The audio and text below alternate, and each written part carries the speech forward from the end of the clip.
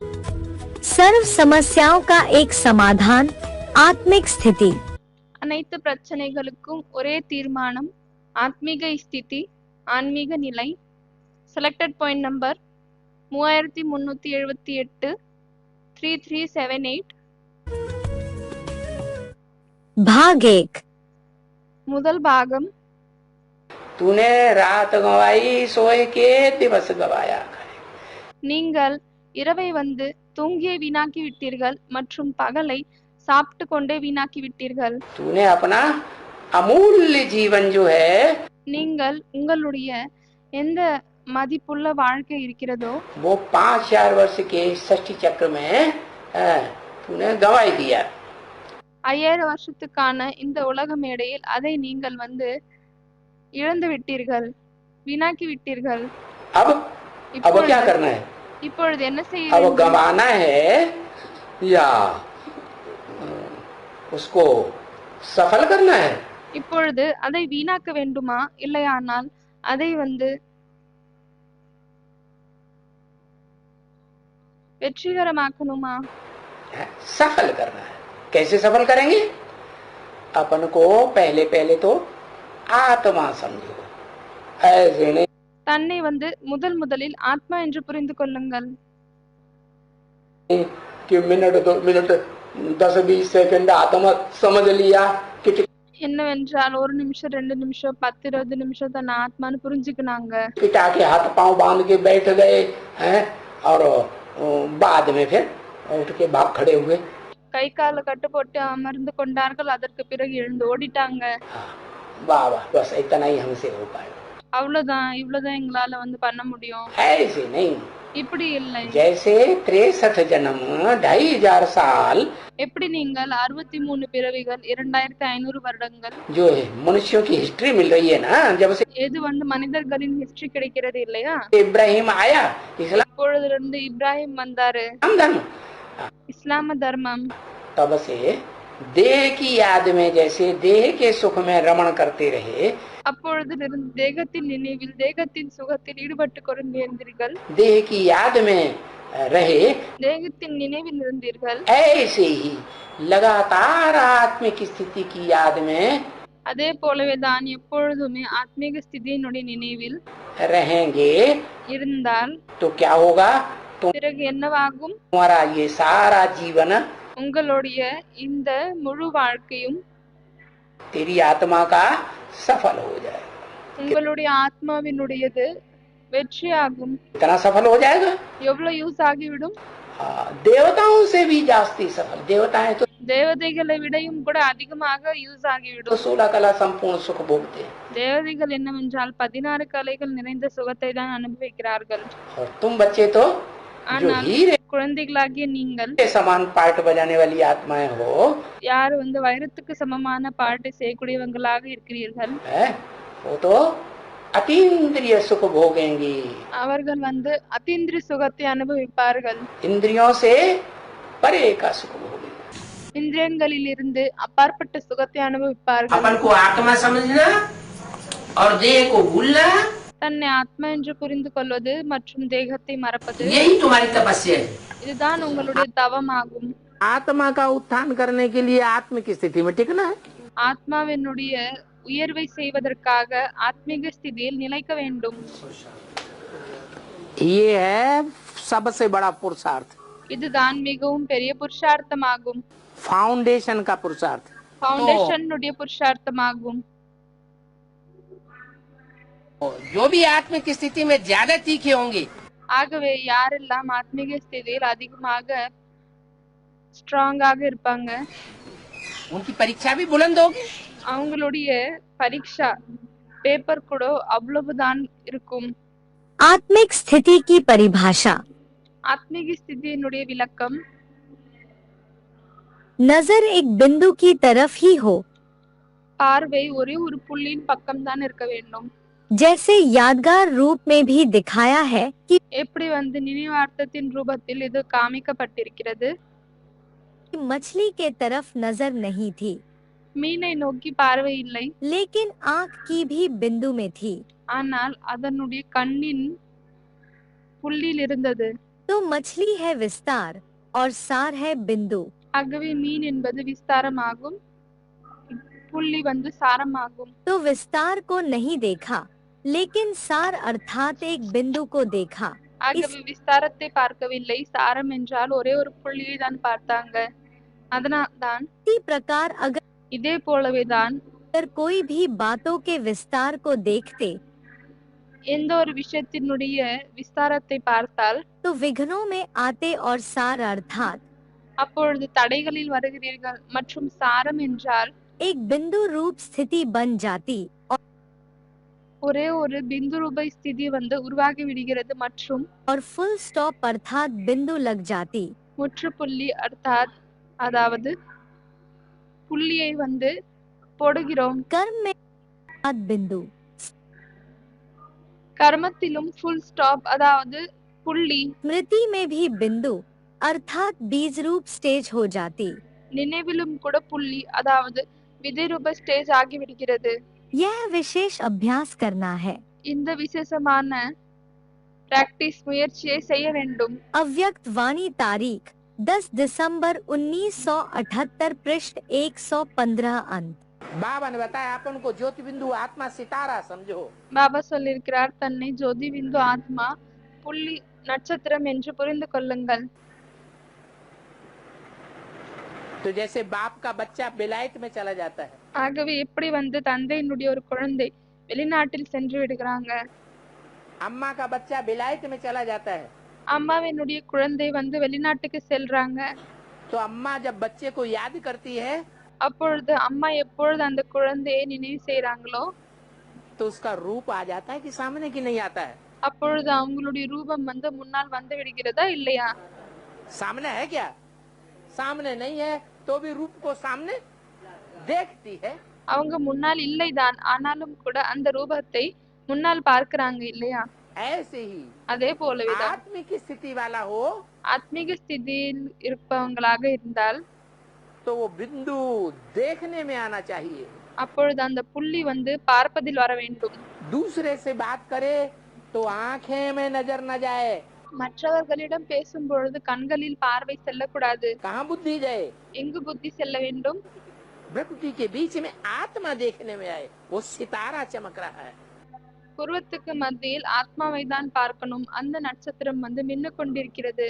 जैसे आजकल ट्रांसपेरेंट चीजें अच्छी लगती है ना, எப்படி இப்பொழுதெல்லாம் டிரான்ஸ்பரண்ட் பொருட்கள் வந்து நல்லா இருக்கிறது இல்லையா? वैसे अपने को भी ऐसी ट्रांसपेरेंट स्थिति में ट्रांसफर करना है। ஆகவே அப்படியே தான் தன்னையும் கூட அப்படிப்பட்ட டிரான்ஸ்பரண்ட் நிலையில் டிரான்ஸ்ஃபர் செய்ய வேண்டும். ऐसे ट्रांसपेरेंट हो जाओ जो आपके शरीर के अंदर जो आत्मा विराजमान है இப்படி நீங்க டிரான்ஸ்பரண்ட் ஆயிடுங்க. என்னவென்றால் உங்களுடைய உடலுக்குள் எந்த ஆத்மா இருக்கிறதோ वह स्पष्ट सभी को दिखाई दे। அது வந்து தெளிவாக அனைவருக்கும் தென்பட வேண்டும். आपका आत्मिक स्वरूप उन्हों को अपने आत्मिक स्वरूप का साक्षात्कार कराए। உங்களுடைய ஆத்மீக ஸ்வரூபம் அவர்களுக்கு தன்னுடைய ஆத்மீக ஸ்வரூபத்தின் சாட்சாத்காரத்தை செய்விக்கணும். इसको ही कहते हैं अव्यक्ति व आत्मिक स्थिति का अनुभव कराना।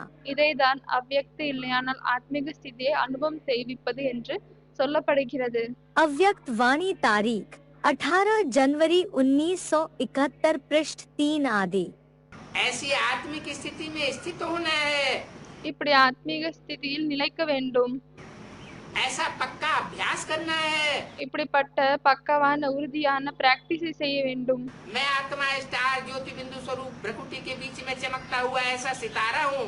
நான் ஆத்மா ஜோதிர் பிந்து ரெண்டு புருவத்துக்கு மத்தியில் மின்னக்கூடிய இப்படிப்பட்ட ஒரு நட்சத்திரம் ஆவேன். देह नहीं हूँ। உடல் இல்லை. इस बात का ऐसा पक्का अभ्यास करना है कि शरीर अलग मालूम पड़े இந்த விஷயத்தினுடைய பிராக்டிஸ் இப்படி உறுதியாக செய்ய வேண்டும். உடல் வந்து தனியாக தென்பட வேண்டும் और आत्मा अलग दिखाई पड़े। மற்றும் ஆத்மா தனியாக தெரிய வேண்டும். जैसे हम आत्मा ज्योति बिंदु எப்படி வந்து நாம் ஆத்மாக்கள் ஒளி புள்ளி ஆகும். बिंदु बिंदु आत्माओं की புள்ளி புள்ளி ஆத்மாக்களின் रोशनी इन आँखों से निकलती है। வெளிச்சம் இந்த கண்களால் வெளியேறுகிறது. जिस आत्मा की यादगार में எந்த ஆத்மாவின் நினைவார்த்தத்தில் मस्तक में भ्रकुटी के बीच में टीका लगाते हैं, बिंदु लगाते हैं, நெற்றியில் ரெண்டு புருவத்துக்கு மத்தியில் பொட்டு வைக்கிறாங்க, திலகம் வைக்கிறாங்க. लेकिन लगाने वाले ये भूल चुके हैं ஆனால் அதை வைக்கக்கூடியவர்கள் இதை மறந்து விட்டார்கள். कि हम एक स्टार आत्मा है. என்னவென்றால் நாங்க ஒரு ஸ்டார் ஆத்மா என்று. सिर्फ ऐसे दिखावटी टीका या बिंदी लगा रहे हैं. அவங்க வெறும் காமிப்பதற்காக தான் இப்படிப்பட்ட பொட்டு இல்லையானால் திலகத்தை வைக்கிறாங்க. ऋषियों महर्षियों ने जब ये परंपरा बनाई थी ரிஷிகள் மகர்ஷிகள் எப்பொழுது இந்த பரம்பரையை உருவாக்கினார்களோ तो इसलिए बनाई थी அப்பொழுது அவர்கள் ஏன் அதை உருவாக்கினார்கள் என்றால் कि एक दूसरे को देख करके आत्मिक स्थिति बनी रहे. ஒருத்தர் இன்னொருத்தரை பார்க்கும் பொழுது ஆத்மீக ஸ்திதி நிலைந்திருக்க வேண்டும் என்று. ये मिट्टी की देह याद न आए. இந்த மன்னனுடைய தேகம் வந்து ஞாபகத்தில் வரக்கூடாது. क्योंकि बुद्धि जिसको याद करती है ஏனென்றால் புத்தி வந்து யாரை நினைவு செய்கிறதோ वैसी ही बुद्धि बन जाती है. அப்படியேதான் புத்தி உருவாகி விடுகிறது. चोर डकैतों के साथ रहने वालों की बुद्धि चोर डकैतों जैसी बन जाती. திருடர்கள் கொள்ளைக்காரர்களோடு இருக்கக்கூடியவர்களின் புத்தியும் அதே போலவே தான் ஆகி விடுகிறது. आत्मिक स्थिति में रहने वालों के साथ जो रहेंगे ஆத்மீக ஸ்திதியில் இருக்கக்கூடியவர்களோடு யார் இருப்பார்களோ ऐसा संग करेंगे இப்படிப்பட்ட சங்கத்தில் வருவார்கள், तो उनकी आत्मिक स्थिति बनेगी. அப்பொழுது அவர்களின் ஆத்மீக ஸ்திதியும் உருவாகும். असली वर्षा क्या है? உண்மையான ஆஸ்தி என்ன? जो बाप से हमको वर्षा मिलता है. எந்த ஆஸ்தி தந்தையிடமிருந்து நமக்கு கிடைக்கிறதோ आत्मा हमारी ऐसी स्टेज में पहुंच जाती है நம்மளுடைய ஆத்மா இப்படிப்பட்ட ஸ்டேஜை அடைகிறது. कि शरीर में रहते हुए भी सुख दुख से परे की स्टेज का अनुभव करती है. என்னவென்றால் உடலில் இருந்து கொண்டு கூட சுக துக்கத்தில் இருந்து அப்பாற்பட்ட ஸ்டேஜை அனுபவம் செய்கிறது. उसको कहते हैं स्वर्ग. அதை தான் ஸ்வர்க்கம் என்று சொல்லப்படுகிறது. क्या नाम दिया? என்ன பெயரை கொடுத்திருக்காங்க?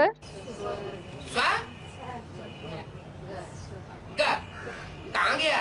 ஸ்வர்க, அதாவது எங்கு சென்றாங்க? आत्मिक स्थिति में चला गया. ஆத்மீக ஸ்திதியில் சென்று விட்டார்கள். माने क्या? ஸ்வ என்றால் என்ன? स्व माना आत्मिक स्थिति. ஸ்வ என்றால் ஆத்மீக ஸ்திதி.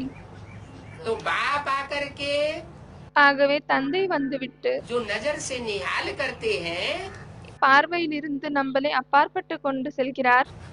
तो அப்பொழுது बाप के संग का रंग बच्चों को அந்த தந்தையினுடைய சங்கத்தின் சாயம் குழந்தைகளுக்கு दृष्टि के द्वारा பார்வையின் மூலமாக लगता जरूर है. क्योंकि जो चीज கண்டிப்பாக வந்து கிடைக்கிறது. आंखों से देखी जाती है ஏனென்றால் எந்த பொருள் வந்து கண்களால் பார்க்கப்படுகிறதோ वो याद भी जरूर आती है. அது கண்டிப்பாக நினைவும் வருகிறது. आत्मिक स्थिति, रूहानी स्थिति, ஆத்மீக ஸ்திதி, ஆன்மீக நிலை, उसके वाइब्रेशन नजर के அதனுடைய வைப்ரேஷன் रूहानियत की होती है. பார்வையால் வந்து ஆன்மீக தன்மை தெரியப்படுகிறது. रूह से रूह को राहत मिलती है. ஆத்மாவோடு ஒரு ஆத்மாவிற்கு ஆறுதல் கிடைக்கிறது, ஈர்ப்பு ஏற்படுகிறது. जहाँ आत्मा विमुख होती है எங்கு வந்து ஆத்மா விபரீதமாக இருக்கிறதோ तो दृष्टि मिलाने में थोड़ी झिझक होती है. அப்பொழுது அந்த பார்வையை வந்து ஒன்று சேர்ப்பதில் ஏதோ கொஞ்சம் கூச்சமாக இருக்கும். और जहाँ आत्मा अपने को आत्मा के सन्मुख समझती है மற்றும் எங்கு ஆத்மா தன்னுடைய ஆத்மாவிற்கு நேர்முகமாக புரிந்து கொள்கிறதோ विमुख नहीं समझती है விபரீதமாக முகம் கொண்டது என்று புரிந்து கொள்வதில்லையோ तो रूह को राहत होती है. அப்பொழுதுதான் ஒரு ஆத்மாவிற்கு ஈர்ப்பு ஏற்படுகிறது. आत्मिक स्थिति कैसे बनेगी? ஆத்மீக ஸ்திதி எப்படி உருவாகும்? मन सदैव आत्मिक स्थिति रहे அப்படியானால் எப்பொழுதுமே ஆத்மீக ஸ்திதி இருக்கணும். उसके लिए क्या करें? அதற்காக என்ன செய்யணும்? बता दिया, बार बार अभ्यास करो। சொல்லிட்டாங்க, அடிக்கடி முயற்சி செய்யுங்க. वो तो संस्कृत की गीता में भी वही बात बताई है। சமஸ்கிருதத்தில் இருக்கக்கூடிய கீதையிலும் அதே விஷயம்தான் சொல்லப்பட்டிருக்கிறது. अभ्यासेन तो कौन्तेय वैराग्येण च गृह्यते। அதாவது முயற்சி செய்து கொண்டே இருங்கள், வைராகியத்தை கொண்டு வாருங்கள். दुनिया न जीती देखो, ये सदैव बुद्धि में धारणा बना रहे। உலகத்தை பார்க்காதீர்கள், எப்பொழுதுமே புத்தியில் இந்த தாரணை வந்து இருக்க வேண்டும். इन आंखों से हम जो कुछ देखते हैं वो सब विनाश होने वाला है। இந்த கண்களால் நாம் என்னவெல்லாம் பார்க்கிறோமோ அது அனைத்துமே வந்து அழிவை சந்திக்கவிருக்கிறது, அழிய போகிறது. कोई काम नहीं आवेगा। யாருமே வேலையில் உதவ மாட்டார்கள். अंत में सिर्फ अपना आत्मिक स्थिति का पुरुषार्थ ही கடைசியில் நம்மளுடைய ஆத்மீக ஸ்திதியினுடைய புருஷார்த்தம் தான் काम आवेगा। வேலையில் உதவும். बाप और बिंदु स्वरूप आत्मा தந்தை மற்றும் புள்ளி ஸ்வரூபமாக ஆத்மா இரண்டும் ஞாபகத்தில் இருக்க வேண்டும். दोनों की स्मृति हो। यह स्मृति फुल स्टॉप अर्थात बिंदु लगाने में समर्थ बना देती है। இந்த நினைவுதான் முற்றுப்புள்ளி, அதாவது புள்ளி வைப்பதில் எக்ஸ்பர்ட் ஆகி விடுகிறது. उस समय कोई अंदर सोचते भी हैं அந்த நேரத்தில் சிலர் வந்து உள்ளுக்குள் யோசிக்கவும் செய்கிறார்கள், कि मुझे आत्मिक स्थिति में स्थित होना है, எனக்கு வந்து ஆத்மீக ஸ்திதியில் நிலைக்க வேண்டும். ஆனால் लेकिन माया अपनी स्क्रीन द्वारा மாயை தன்னுடைய ஸ்கிரீன் மூலமாக ஆத்மாவிற்கு பதிலாக आत्मा के बजाय व्यक्ति व बातें बार बार सामने लाती है। ஒரு மனிதன் மற்றும் விஷயங்களை அடிக்கடி முன்னால் கொண்டு வருகிறது. எதன் மூலமாக ஆத்மா மறைந்து விடுகிறது மற்றும் அடிக்கடி जिससे आत्मा छिप जाती है और बार बार व्यक्ति और बातें सामने स्पष्ट आती हैं। அந்த மனிதன் மற்றும் விஷயங்கள் முன்னால் தெளிவாக வருகிறது. तो मूल कारण स्व के ऊपर कंट्रोल करने की कंट्रोलिंग पावर कम है। ஆகவே முக்கியமான விஷயம் வந்து தன் மேல கண்ட்ரோல் பண்ணக்கூடிய கண்ட்ரோலிங் பவர் குறைவாக இருக்கிறது. अव्यक्त वाणी तारीख 23 दिसंबर 1993 पृष्ठ 78 आदि। अर्जुन ने भगवान से पूछा, भगवान ये मन तो அர்ஜுனன் பகவானிடம் கேட்டார், பகவான் இந்த மனம் வந்து कंट्रोल में नहीं आता, கண்ட்ரோலில் வருவதில்லை. ये मन ऐसा घोड़ा है இந்த மனம் இப்படிப்பட்ட ஒரு குதிரையாக இருக்கிறது, जिसको लगाम में नियंत्रित नहीं किया जा सकता। எதை வந்து கடிவாளத்தின் மூலமாக அதை கண்ட்ரோலில் செய்ய முடியவில்லை. भगवान ने कहा அப்பொழுது பகவான் சொன்னார், इसके दो तरीके, இதற்கு இரண்டு விதங்கள் இருக்கிறது. अभ्यासेन तु कौन्तेय वैराग्येण च गृह्यते। அபியாசேன து கௌந்தேய வைராகியேன ச கிரீஹதே, அதாவது बार बार आत्मिक स्थिति का अभ्यास करो।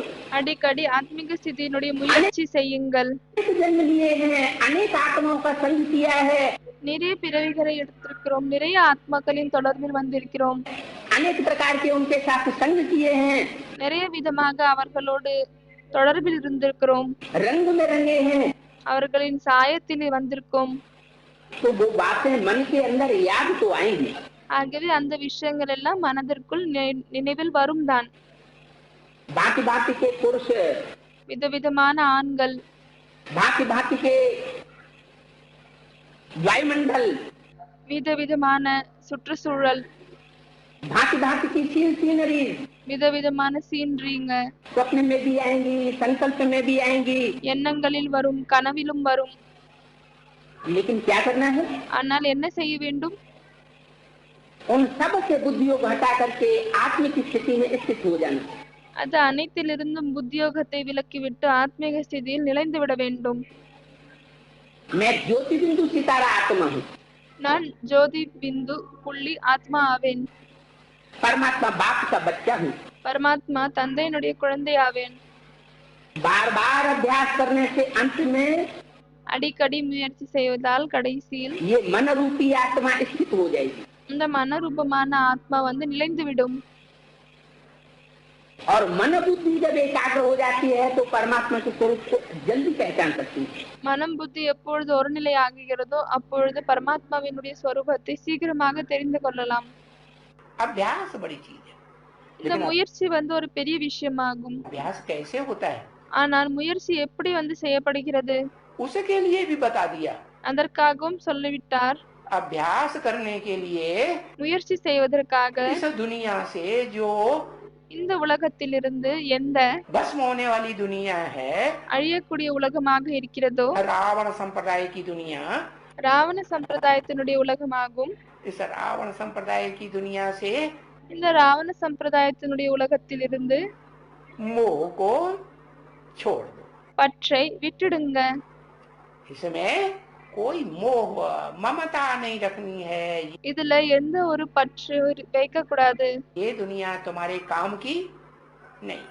இந்த உலகம் உங்களுடைய வேலைக்கு உதவாததாகும். फिर उन्होंने फिल्म वालों ने गीत बनाए दिए, அதனால்தான் படத்துல கூட இந்த பாடலை எழுதிவிட்டனர். शास्त्रों में पढ़ पढ़ के, சாஸ்திரத்தை படித்து படித்து ये दुनिया मेरे काम की नहीं। अरे गीत गाने से क्या बन जाएगी काम की? இந்த உலகம் என்னுடைய வேலைக்கு உதவாதது என்று பாடல் எழுதியிருக்கிறார்கள். ஆனா என்ன பாடலை எழுதும் காரணத்தால் இந்த உலகம் வேலைக்கு உதவாததாக ஆகிவிடுமா? दुनिया बन जाएगी है? गीत गाने से बन जाएगी? गीत गाने से नहीं, गीत வெறும் பாடலை மட்டும் பாடும் காரணத்தால் உருவாகி விடுமா என்ன? कीर्तन करने से कुछ नहीं होगा मुख का। வெறும் வாயின் மூலமாக சொல்லும் காரணத்தால் எதுவுமே நடக்க போவதில்லை. क्या करो? என்ன செய்யுங்க? काम की दुनिया बनानी है இந்த உலகத்தை வேலைக்கு உதவும் உலகமாக ஆக்கணும் என்றால் तो अपन को देह न समझो, பிறகு தன்னை தேகம் என்று புரிந்து கொள்ளாதீர்கள், आत्मा समझो। ஆத்மா என்று புரிந்து கொள்ளுங்கள். आत्मा समझेंगे ஆத்மா என்று புரிந்து கொண்டால் तो आत्मा हाँ कि गले का हार है शांति। பிறகு ஆத்மாவின் கழுத்தின் மாலை சாந்தியாகும். आत्मा जब चाहे शांति स्टेज में टिक जाए कि मैं ज्योति बिंदु। ஆத்மா எப்பொழுது வேண்டாலும் சாந்தமான ஸ்வரூபத்தில் நிலைத்துவிடும். நான் ஆத்மா சாந்த ஸ்வரூபம் என்று. आत्मा शांत, அமைதியான ஆத்மா. सितारों की तरफ आकर्षित होना अर्थात बाप के तरफ आकर्षित होना। நட்சத்திரங்களின் பக்கம் ஈர்ப்பில் வருவது என்றால் தந்தையின் பக்கம் ஈர்ப்பில் வருவதாகும். तो सदा अनुभव करते हो कि हमारा आत्मिक स्वरूप का सितारा चमक रहा है। ஆகவே எப்பொழுதும் இதை அனுபவம் செய்கிறீர்களா என்ன? எங்களுடைய ஆத்மீக ஸ்வரூபத்தின் நட்சத்திரம் மின்னிக்கொண்டே இருக்கிறது என்று. सदा चमकता है व कभी कभी चमकता है। எப்பொழுதும் மின்னுகிறதா இல்லையானால் எப்பொழுதாவது மின்னுகிறதா? जब बाप द्वारा नॉलेज द्वारा सितारा चमक गया तो எப்பொழுது தந்தையின் மூலமாக நாலேஜின் மூலமாக நட்சத்திரம் மின்னிவிட்டதோ अभी बुझ तो सकता नहीं, அப்பொழுது எப்பவுமே அதால் அந்த மின்னுவதை நிறுத்த முடியாது. लेकिन चमक की परसेंटेज कम और ज्यादा हो सकती है। ஆனால் அந்த ஜொலிப்பினுடைய சதவீதம் அதிகமாக மற்றும் குறைவாக இருக்கலாம். அதனுடைய காரணம் என்ன? उसका कारण क्या? अटेंशन की कमी। அட்டென்ஷன்ல குறைவு இருக்கிறது. जैसे दीपक में अगर सदा घृत डालते रहें तो எப்படி ஏதாவது விளக்கில் எப்பொழுதுமே நெய் ஊற்றி கொண்டே இருந்தால் वह एक रस जलता रहेगा। घृत कम हुआ तो அது எப்பொழுதுமே ஒரு நிலையாக தான் இருந்து கொண்டு எரிந்து கொண்டே இருக்கும். ஒருவேளை நெய் குறைந்து விட்டால் हलचल करेगा। அது அசைந்து கொண்டே இருக்கும். ऐसे अटेंशन कम हो जाता है तो ஆகவே இப்படி அட்டென்ஷன் குறைந்து விட்டால் परसेंटेज भी चमक की कम हो जाती। பிறகு மின்னக்கூடிய பர்சன்டேஜ் கூட குறைந்து விடுகிறது. अव्यक्त वाणी तारीख 16 जनवरी 1979 पृष्ठ 222 आदि। जब भी सवेरे सवेरे उठे எப்பொழுதெல்லாம் விடிய காலையில் எழுந்து கொள்கிறீர்களோ तो पहले पहले याद आए क्या? அப்பொழுது முதலில் இது நினைவில் வர வேண்டும். என்ன? ऐसे नहीं उठते ही शीशा देख लिया, இப்படி இல்லை எழுந்த உடனே கண்ணாடியை பாக்குறீங்க. नहीं இல்லை, उठते ही याद आए। எழுந்த உடனே நினைவு வர வேண்டும். स्टार நட்சத்திரம். और थोड़ा टाइम उसमें टिके மற்றும் கொஞ்ச நேரம் அதில் நிலைக்க வேண்டும். कोशिश करके भी टिके, முயற்சி செய்து கூட அதுல நிலைக்க வேண்டும். हठ योग से भी टिके. ஹடயோகத்தின் மூலமாக கூட நிலைக்கத்தான் வேண்டும். सवेरे को बुद्धि इधर उधर भागेगी, விடிய காலையில் புத்தி இங்கங்கு ஓடும், அலைப்பாயும். बार बार ठिकाने पर लाएं. அதை அடிக்கடி அதனுடைய இடத்தில் கொண்டு வாருங்கள். आसमान में सितारे को देख लें, फिर याद करें. வானத்தில் நட்சத்திரத்தை பாருங்கள், திரும்பவும் நினைவு செய்யுங்கள். से बाहर आ जाएं. அந்த ரூம்ல இருந்து வெளியே வந்துருங்க.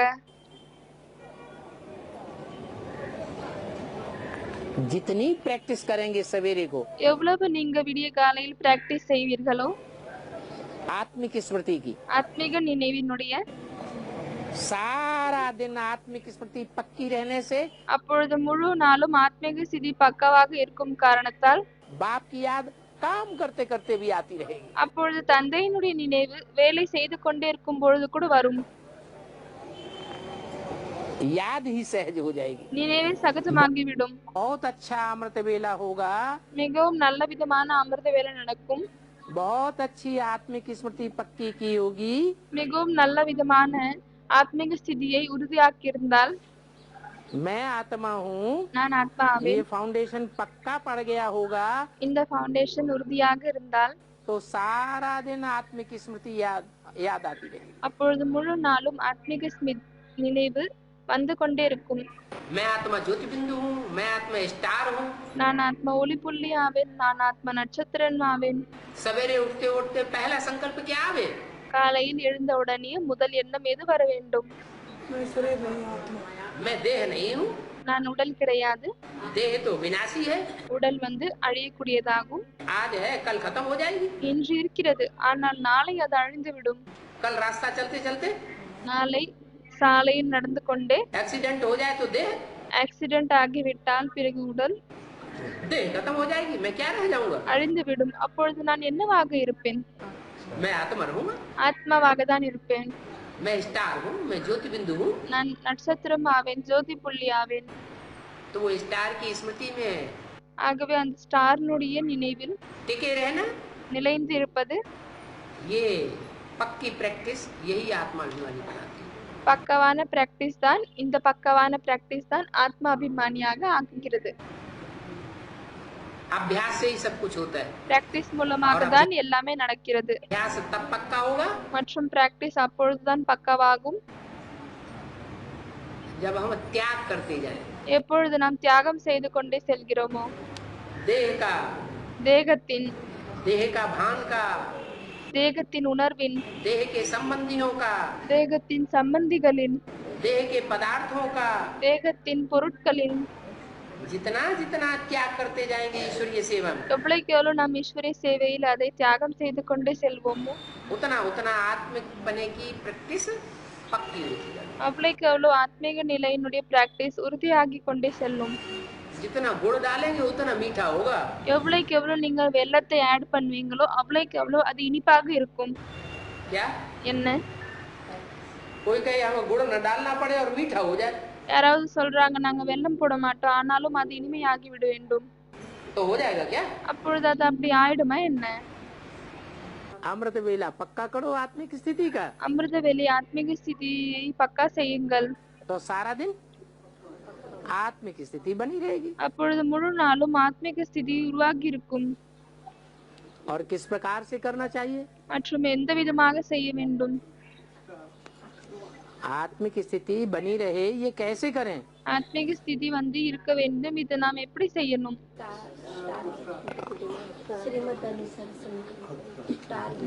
हमारे पास कुछ होगा तो याद आएगा, நம்மளிடம் ஏதாவது இருந்துச்சுன்னா அது நினைவுல வரும். कुछ होगा ही नहीं எதுவுமே இல்லை என்றால் तो याद क्या आएगा? அப்பொழுது என்ன நினைவுல வரும்?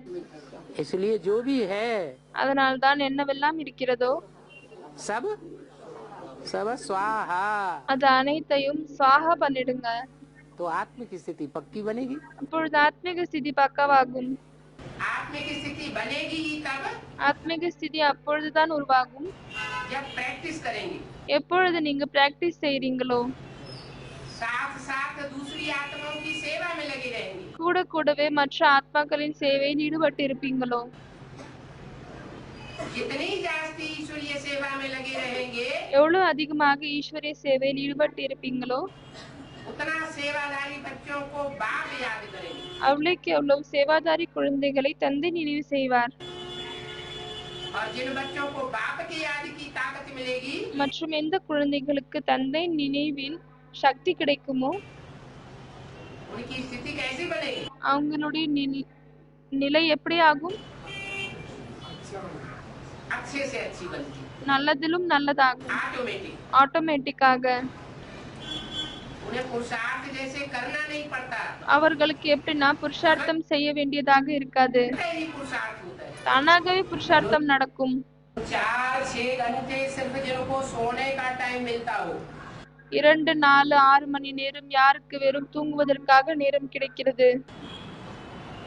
और बाकी सारा टाइम ईश्वरीय सेवा में जाता हो பிறகு முழு நேரமும் ஈஸ்வரிய சேவையில் தான் இருக்கிறது. तो उनकी आत्मिक स्थिति बनेगी அப்பொழுது அவர்களின் ஆத்மீக ஸ்திதி உருவாகுமா या देह अभिमानी की स्थिति बनेगी இல்லையானால் தேகாபிமானத்தின் நிலை உருவாகுமா? है जरूर आत्मिक स्थिति बनेगी கண்டிப்பாக ஆத்மீக ஸ்திதி தான் உருவாகும்.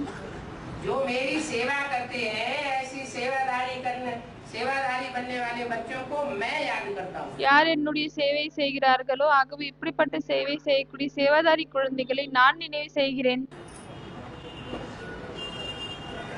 बाप किसको याद करते हैं தந்தை யாரை நினைவு செய்கிறார்?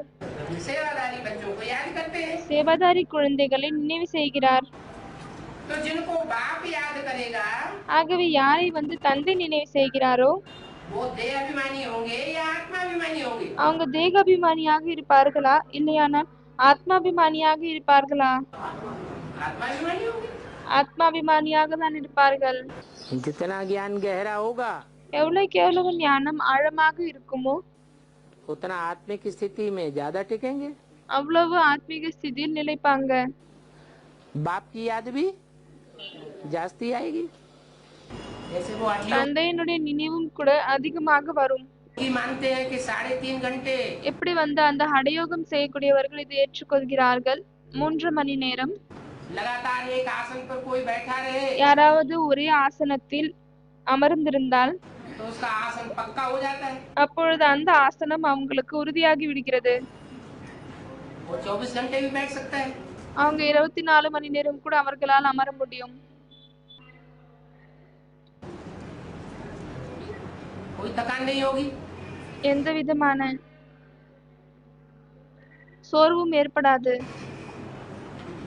शरीर में अकड़न नहीं आएगी ऐसे यहाँ भी टाइम नुदा हुआ है அதே போலவே தான் இங்கும் கூட டைம் அடங்கி இருக்கிறது. 8 घंटे की बीज रूप स्टेज माना आत्मा अपनी परिपक्व स्टेज 8 மணி நேரத்தினுடைய ஆத்மீக ஸ்டேஜ் என்றால் ஆத்மா தன்னுடைய உறுதியான நிலையை முழுமையான நிலையை धारण कर चुकी தாரணை செய்து விட்டது. उसको कोई नीचे नहीं ला सकता उस स्टेज से அதை யாராலையும் கீழே கொண்டு வர முடியாது. स्पेस में चली गई அது ஸ்பேஸ்ல சென்று விட்டது. धरणी के आकर्षण से परे चली गई அது பூமியினுடைய புவி ஈர்க்கும் சக்தியில இருந்து அப்பாற்பட்டு சென்று விட்டது. आत्मिक स्थिति में कौन टिक सकेंगे? ஆத்மீக நிலையில் யாரால் நிலைக்க முடியும்? आत्मा क्या चीज है ஆத்மா என்ன பொருளாகும்? ये कोई भी समझते नहीं। இது யாருமே புரிந்து கொள்வதில்லை. என்ன சொன்னார்? और दूसरे धर्म वालों की बुद्धि में कम जन्म लेने वालों की बुद्धि में यही बात नहीं बैठती है कि மற்ற தர்மத்தை சேர்ந்தவர்களின் கம்மியான பிறப்பை எடுத்துக்கொள்பவர்களின் புத்தியில் இது அமர்வதே இல்லை. आत्मा क्या चीज है ஆத்மா என்ன பொருளாகும் என்று प्रश्न ही करते रहेंगे। அவர்கள் கேள்வியை கேட்டுக்கொண்டே இருக்கிறார்கள். बुद्धि को कैसे याद करें? புள்ளியை எப்படி நினைவு செய்வதென்று. अरे जिसने रसगुल्ला खाया होगा அரே யார் ரசகுல்லா சாப்பிட்டிருப்பாங்களோ उसे रसगुल्ला की याद भी आएगी அவங்களுக்கு அந்த ரசகுல்லாவின் நினைவு கூட வரும். और जिसने कभी रसगुल्ला खाया ही नहीं மற்றும் யார் எப்பொழுதுமே ரசகுல்லாவை சாப்பிடவில்லையோ रसगुल्ले की याद कैसे करेगा? அவங்க எப்படி அந்த ரசகுல்லாவை நினைவு செய்வாங்க? तो ये आत्मिक स्थिति की बात भी उन्हीं की बुद्धि में जल्दी बैठेगी। ஆகவே இந்த ஆத்மீக ஸ்திதியினுடைய விஷயம் கூட அவர்களின் புத்தியில் தான் சீக்கிரமாக அமரும். जो ऑलराउंड पार्ट बजाने वाले परमात्मा बाप के யார் ஆல்ரவுண்ட் பார்ட்டை செய்யக்கூடியவங்க பரமாத்மா தந்தையின் डायरेक्ट बच्चे आत्माएं हैं। इसलिए டைரக்ட் குழந்தை ஆத்மாவாக இருக்காங்களோ मुरली में बाबा हमेशा क्या कहते हैं? அதனால்தான் முரளியில் பாபா எப்பொழுதுமே என்ன சொல்வாரு, रूहानी बाप बैठ रूहानी बच्चों को समझाते। ருஹானி தந்தை அமர்ந்து கொண்டு ருஹானி குழந்தைகளுக்கு புரிய வைக்கிறார். आत्मिक स्थिति में टिकना क्यों जरूरी? ஆத்மீக ஸ்திதியில் நிலைப்பது ஏன் அவசியமாகும்? परिवर्तन का कोई ऐसा दृष्टांत दिखाना चाहिए। மாற்றத்தினுடைய ஏதாவது காட்சியை காமிக்க வேண்டும், எடுத்துக்காட்டை காமிக்க வேண்டும். जैसे सेवा पर अटेंशन देते हो எப்படி சேவையின் மீது அட்டென்ஷனை செலுத்துகிறீர்கள், तो सेवा वृद्धि को तो पाई है। அப்பொழுது சேவை வந்து அதிகரித்திருக்கிறது. बाप दादा खुश हैं, பாப்தாதா குஷியாக இருக்கிறாரு. लेकिन अभी धारणा के ऊपर अटेंशन और चाहिए, ஆனால் இப்பொழுது தாரணையின் மீது அட்டென்ஷன் தேவைப்படுகிறது. क्योंकि अंत में सेवा चाहेंगे तो भी नहीं कर सकेंगे। ஏனென்றால் கடைசியில் சேவை விரும்பினாலும் செய்ய முடியாது. अभी कर ली सो कर ली, இப்பொழுது எவ்வளவு செய்து கொண்டீர்களோ அவ்வளவுதான்.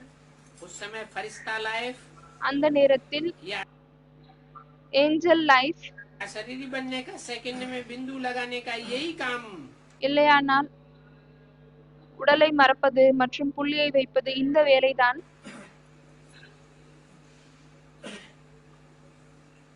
काम में आवेगा வேலையில் வரும்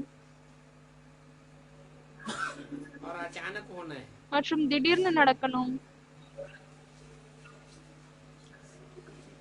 इसका अभ्यास अगर सेवा भी की, இதனுடைய முயற்சி செய்தால் लेकिन इसका अभ्यास कम हुआ ஆனால் கம்மியாகிவிட்டால் और सेवा में ही लगे रहे। மற்றும் சேவையில ஈடுபட்டிருந்தீங்க, सेवा में लगना है लेकिन दोनों का बैलेंस चाहिए। சேவையில் ஈடுபடணும் தான், ஆனால் இரண்டினுடைய பேலன்ஸ் தேவைப்படுகிறது. दादा பாப் தாதா बार बार इशारे दे रहे அடிக்கடி சைகை கொடுக்கிறார். कि अचानक होना है என்னவென்றால் திடீர்னு நடக்கணும் और ऐसी सर्कमस्टांसेस में होना है மற்றும் இப்படிப்பட்ட சூழ்நிலைகளில் நடக்கணும். कि बाप को उलहना कोई नहीं दे அதனால்தான் தந்தைக்கு யாருமே வந்து குற்றம் சாட்டக்கூடாது. कि आपने बताया नहीं। நீங்க எனக்கு சொல்லவே இல்லை என்று बाप दादा ने कई बार इशारा दिया है பாப் தாதா நிறைய தடவை இந்த சைகை காமித்திருக்கிறார். कि समय ना अचानक என்னவென்றால் நேரம் திடீர்னு और ना झुकाने वाला है, மற்றும் மிகவும் பலவீனமான நேரம் வரவிருக்கிறது, आ रहा है। வந்து கொண்டிருக்கிறது. इसलिए एवर रेडी, அதனால்தான் எவரடியாக இருங்க. उसके लिए अशरीरीपन का अनुभव आवश्यक है। அதற்காக உடலை மறக்கக்கூடிய நிலை வந்து அவசியமாகும். कितना भी कर्मों में बिजी हो, எவ்வளவு கர்மங்களில் பிஸியாக இருந்தாலும் சரி, लेकिन बिजी होते हुए भी ஆனால் பிஸியாக இருந்து கொண்டும் கூட एक सेकंड शरीर बनने का अभ्यास अभी से करके देखो। ஒரு செகண்ட்ல புள்ளி ஆகுவதற்கான முயற்சி இப்பவே செய்து பாருங்கள். आप कहेंगे हम तो बहुत बिजी रहते हैं, நீங்க சொல்வீங்க நாங்க ரொம்ப பிஸியா இருக்கோம்னு. अगर मानो कितने भी बिजी हो, ஒருவேளை ஏற்றுக்கொள்ளுங்கள், எவ்வளவு பிஸியாக இருந்தாலும் சரி, आपको प्यास लगती है உங்களுக்கு தாகம் எடுக்கிறது, तो क्या करेंगे? அப்பொழுது என்ன செய்வீங்க? हैं? पानी नहीं पिएंगे? தண்ணி குடிக்க மாட்டீங்களா? प्यास लगती है, गला सूख रहा है, தாகம் எடுக்கிறது, தொண்டை வறண்டு போகிறது, तब आप कहते हम तो बहुत बिजी हैं। அப்பொழுது நீங்க சொல்வீங்களா நாங்க ரொம்ப பிஸியா இருக்கோம்னு? क्या करेंगे? என்ன செய்வீங்க? पानी तो पिएंगे ना, தண்ணி குடிப்பீங்க இல்லையா? क्योंकि समझते हो प्यास लगी है, ஏனென்றால் புரிந்து கொள்கிறீங்க தாகம் எடுக்கிறது, तो पानी पीना तो जरूरी है ना। அப்பொழுது தண்ணீர் கொடுப்பது அவசியமாகும் இல்லை? ऐसे ही அதே போலவேதான் बीच बीच में अशरीरी आत्मिक स्थिति में स्थित रहने का अभ्यास बहुत जरूरी है। நடுவில் உடலை மறந்த ஆத்மிக ஸ்திதியில் நிலைப்பது ரொம்ப அவசியமாகும். क्योंकि आने वाले समय में ஏனென்றால் வரக்கூடிய நேரத்தில் चारों ओर की हलचल होगी நான்கு புறமும் மிகவும் அசைவுகள் அதிகமாக இருக்கும். और हलचल की स्थिति में अचल होना अति आवश्यक है। அந்த நிலையற்ற நிலையில் நிலைப்பது மிகவும் அவசியமாகும். तो अगर अभी से बहुत काल का अभ्यास नहीं करेंगे ஆகவே இப்பொழுதிலிருந்து நீல காலத்திற்கான முயற்சியை செய்யவில்லை என்றால் तो अति हलचल के समय பிறகு அதிகமான அசைவு காலத்தில் अचल कैसे रहेंगे? எப்படி நிலையாக இருப்பீர்கள்? ये सारे दिन में 1-2 मिनट भी निकाल करके चेक करो। அதனால்தான் முழு நாளில் 1 நிமிஷம் 2 நிமிஷம் கூட எடுத்து விட்டு நீங்கள் அதை செக் பண்ணுங்க. इस समय प्रमाण आत्मिक स्थिति द्वारा நேரத்திற்கு தகுந்த மாதிரி ஆத்மீக ஸ்டேஜ் உங்களுடையது. शरीर बन सकते हैं। உடலை மறந்த நிலையை உருவாக்க முடியுமா? चेक करो செக் பண்ணுங்க और चेंज करो। மற்றும் சேஞ்ச் பண்ணுங்க. सिर्फ चेक करके नहीं रह जाना, வெறும் செக் பண்ணிட்டு விட்டுடாதீங்க, चेंज भी करो। ஆனால் சேஞ்ச் பண்ணுங்க. तो बार बार इस अभ्यास को चेक करने से, ஆகவே அடிக்கடி இந்த முயற்சியை செக் பண்ணும் காரணத்தால், रिवाइज करने से नेचुरल आपकी स्थिति बन जाएगी। ரிவைஸ் செய்யும் காரணத்தால் நேச்சுரலாக உங்களுடைய நிலை இப்படி ஆகிவிடும். कौन सी स्थिति? எந்த நிலை? अशरीरी बनने की। உடலை மறப்பதற்கான. तो वर्तमान समय के हिसाब से बाप दादा फिर से इशारा दे रहे हैं। இப்பொழுது இருக்கக்கூடிய நேரத்தின்படி பாப் தாதா திரும்பவும் சைகை காமிக்கிறார். अपना संगम युग का लास्ट स्वरूप फरिश्ता, தன்னுடைய சங்கம் யுகத்தின் கடைசி ஸ்வரூபம் ஃபரிஷ்தாவினுடைய ஸ்வரூபம் अब जीवन में प्रत्यक्ष करो। இப்பொழுது வாழ்க்கையில் பிரத்யக்ஷம் செய்யுங்கள்.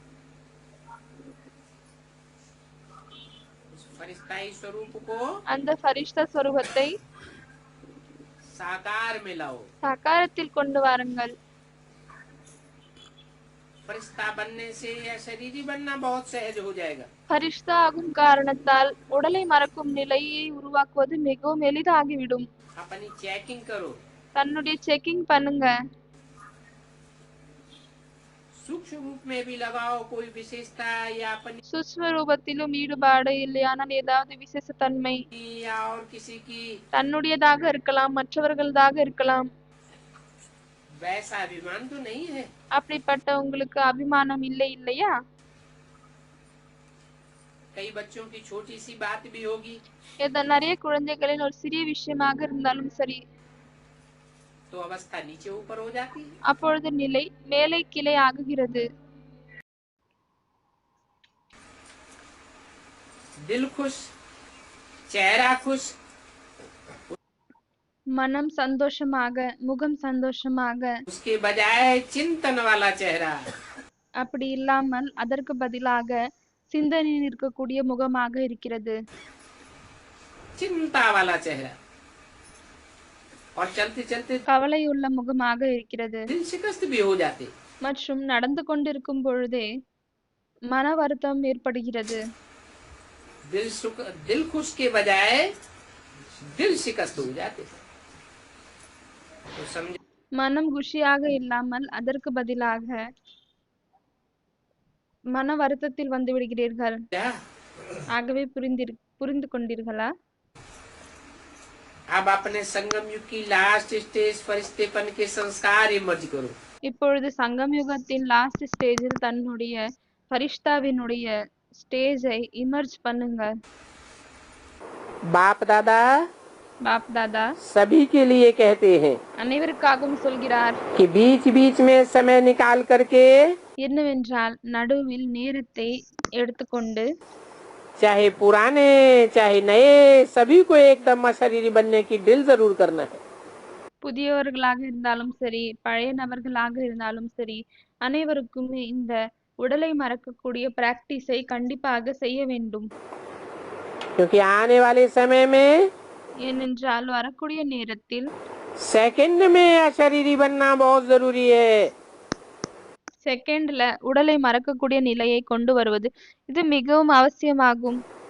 तो ये दिल कोई कहे समय नहीं मिला, ஆகவே யாராவது சொல்றாங்க இந்த பிராக்டிஸ் செய்வதற்கு நேரம் கிடைக்கவில்லை, कितना भी कोई बिजी हो, யார் எவ்வளவு பிஸியாக இருந்தாலும் சரி, की प्यास लगती है तो क्या पानी नहीं पिएंगे? தண்ணீர் தாகம் எடுத்தால் என்ன தண்ணீரை குடிப்பதில்லையா?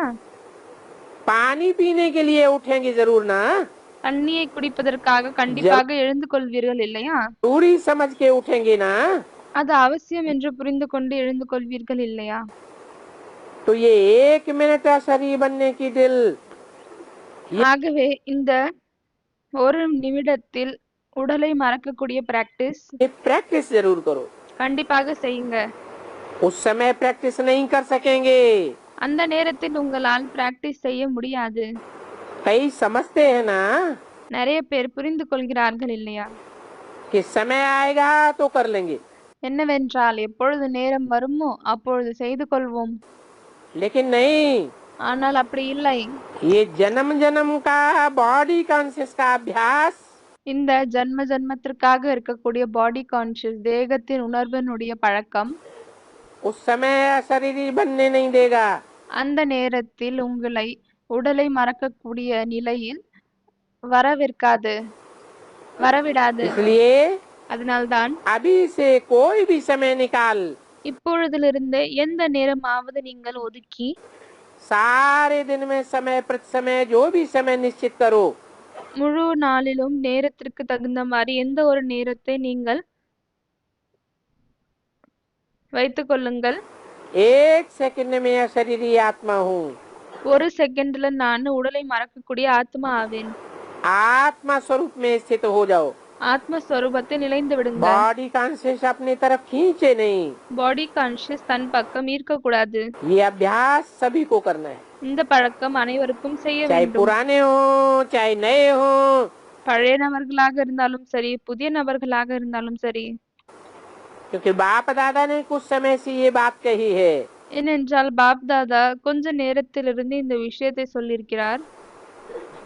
लेकिन करना जरूरी है, ஆனால் செய்வது அவசியமாகும். नहीं तो இல்லையானால் श्रीमत का हाथ में हाथ दे करके नहीं चल सकेंगे। ஸ்ரீமத்தின் கையில் கையை கொடுத்து கொண்டு செல்ல முடியாது.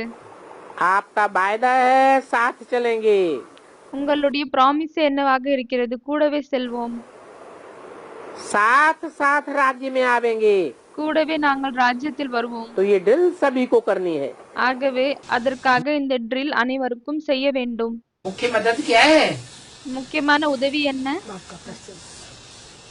मुख्य मदद है स्वर्ग की स्थापना में स्व स्थिति में स्थित रहना। முக்கியமான உதவி என்னவென்றால் ஸ்வர்க்கத்தின் படைப்பில் ஸ்வய ஸ்திதியில் நிலைக்க வேண்டும். स्वर्ग में जाना है तो स्व के ऊपर पहले निश्चय चाहिए कि मैं ज्योति बिंदु आत्मा हूँ। ஸ்வர்க்கத்தில் செல்ல வேண்டும் என்றால் பிறகு முதலில் தன் மீது நிச்சயம் வேண்டும், நான் ஒரு ஜோதி பிந்து ஆத்மா ஆவேன். घड़ी घड़ी भूल जाते हैं। நொடிக்கு நொடி மறந்து விடுகிறார்கள். और जब आत्मा ज्योति बिंदु स्व की नहीं याद रही ஆகவே எப்பொழுது தன்னுடைய ஆத்மா ஜோதிர் பிந்து என்று நினைவிலே இல்லையோ तो बाप तो याद नहीं आएगा। பிறகு தந்தையும் நினைவில் வரமாட்டார். बाप तो निराकारी निर्विकारी निरहंकारी है। தந்தை நிராகாரி நிர்விகாரி நிரகங்காரி ஆவார். पहली शर्त है आत्मिक स्थिति की।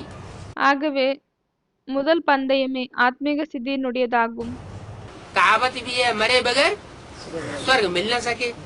ஒரு பழமொழியும் சொல்கிறார்கள், இறக்காமல் ஸ்வர்க்கம் கிடைக்காது. तो वो तो स्थूल मरने को समझ लेते हैं। ஆகவே அவர்கள் ஸ்தூலமான மரணத்தை பற்றி புரிந்து கொள்கிறார்கள். स्थूल मरने की बात नहीं है, ஆனால் இது ஸ்தூலமான இறக்கக்கூடிய விஷயம் கிடையாது. वास्तव में वो बात है जीते जी मरने की। உண்மையில் அது என்ன விஷயம் ஆகும் என்றால் வாழ்ந்து கொண்டு இறப்பதாகும். काम क्रोध लोभ मोह अहंकार इन 5 विकारों से अपने को दूर हटाना है। காம் குரோத் காமம் கோபம் பேராசை பற்று அகங்காரம் இந்த பஞ்ச விகாரத்திலிருந்து நம்மளை தூரமாக கொண்டு செல்லணும். वे अभिमान को मारना है। தேகாபிமானத்தை கொல்ல வேண்டும். जब ऐसी स्टेज हमारी बनती है எப்பொழுது இப்படிப்பட்ட ஸ்டேஜ் நம்மளது உருவாகுகிறதோ हम अपने को स्वर्ग में अनुभव करते हैं। அப்பொழுது நாம் நம்மளை ஸ்வர்க்கத்தில் அனுபவம் செய்கிறோம். माने स्वर्ग में वो ही जा सकता है அப்படியானால் ஸ்வர்க்கத்தில் அவர்களால் மட்டும்தான் செல்ல முடியும். जो स्व की स्थिति में जाए। யார் தன்னுடைய ஸ்வஸ்திதியில் செல்கிறார்கள். इसलिए शब्द का नाम ही ऐसा है। அதனால்தான் அந்த வார்த்தையின் பெயரே இப்படிதான் இருக்கிறது. स्व माने आत्मा, ஸ்வ என்றால் ஆத்மா, ग माने गया। க என்றால் சென்றோம். कहाँ गया? எங்கு சென்றோம்? आत्मिक स्थिति में गया। ஆத்மீக ஸ்திதியில் சென்றோம். तो जहाँ जहाँ देह अभिमान है वहाँ वहाँ आत्मिक स्थिति बन नहीं सकती। ஆகவே எங்கு எல்லாம் தேகாபிமானம் இருக்கிறதோ அங்கு எல்லாம் ஆத்மீக ஸ்திதி வந்து உருவாக முடியாது. आत्मिक स्थिति जैसे जैसे बनती जाएगी आत्मा सुखी होती जाएगी। ஆத்மீக ஸ்திதி எப்படி உருவாகி கொண்டே செல்லுமோ அப்படியே ஆத்மா வந்து சுகத்தை தான் அனுபவிக்கும். प्रैक्टिकल ज्ञान है।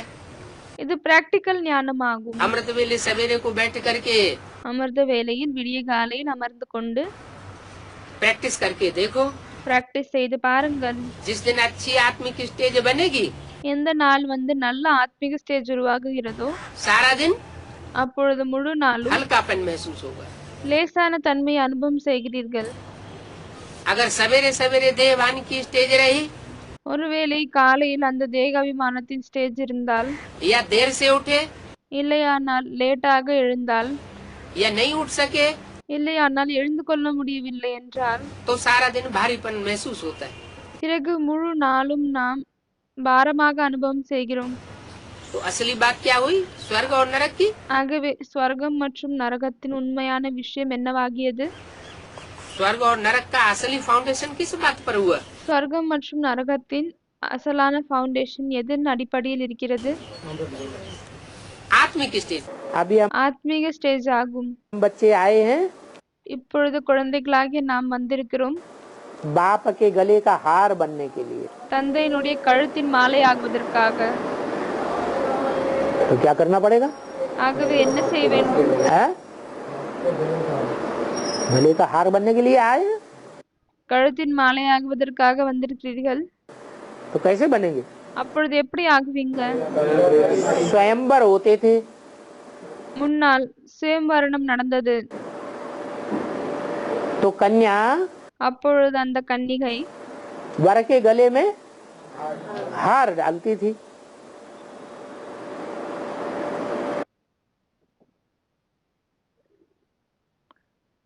மணமகனுடைய கழுத்தில் மாலையை போட்டாங்க. तो समान के गले में हार डाला जाता है।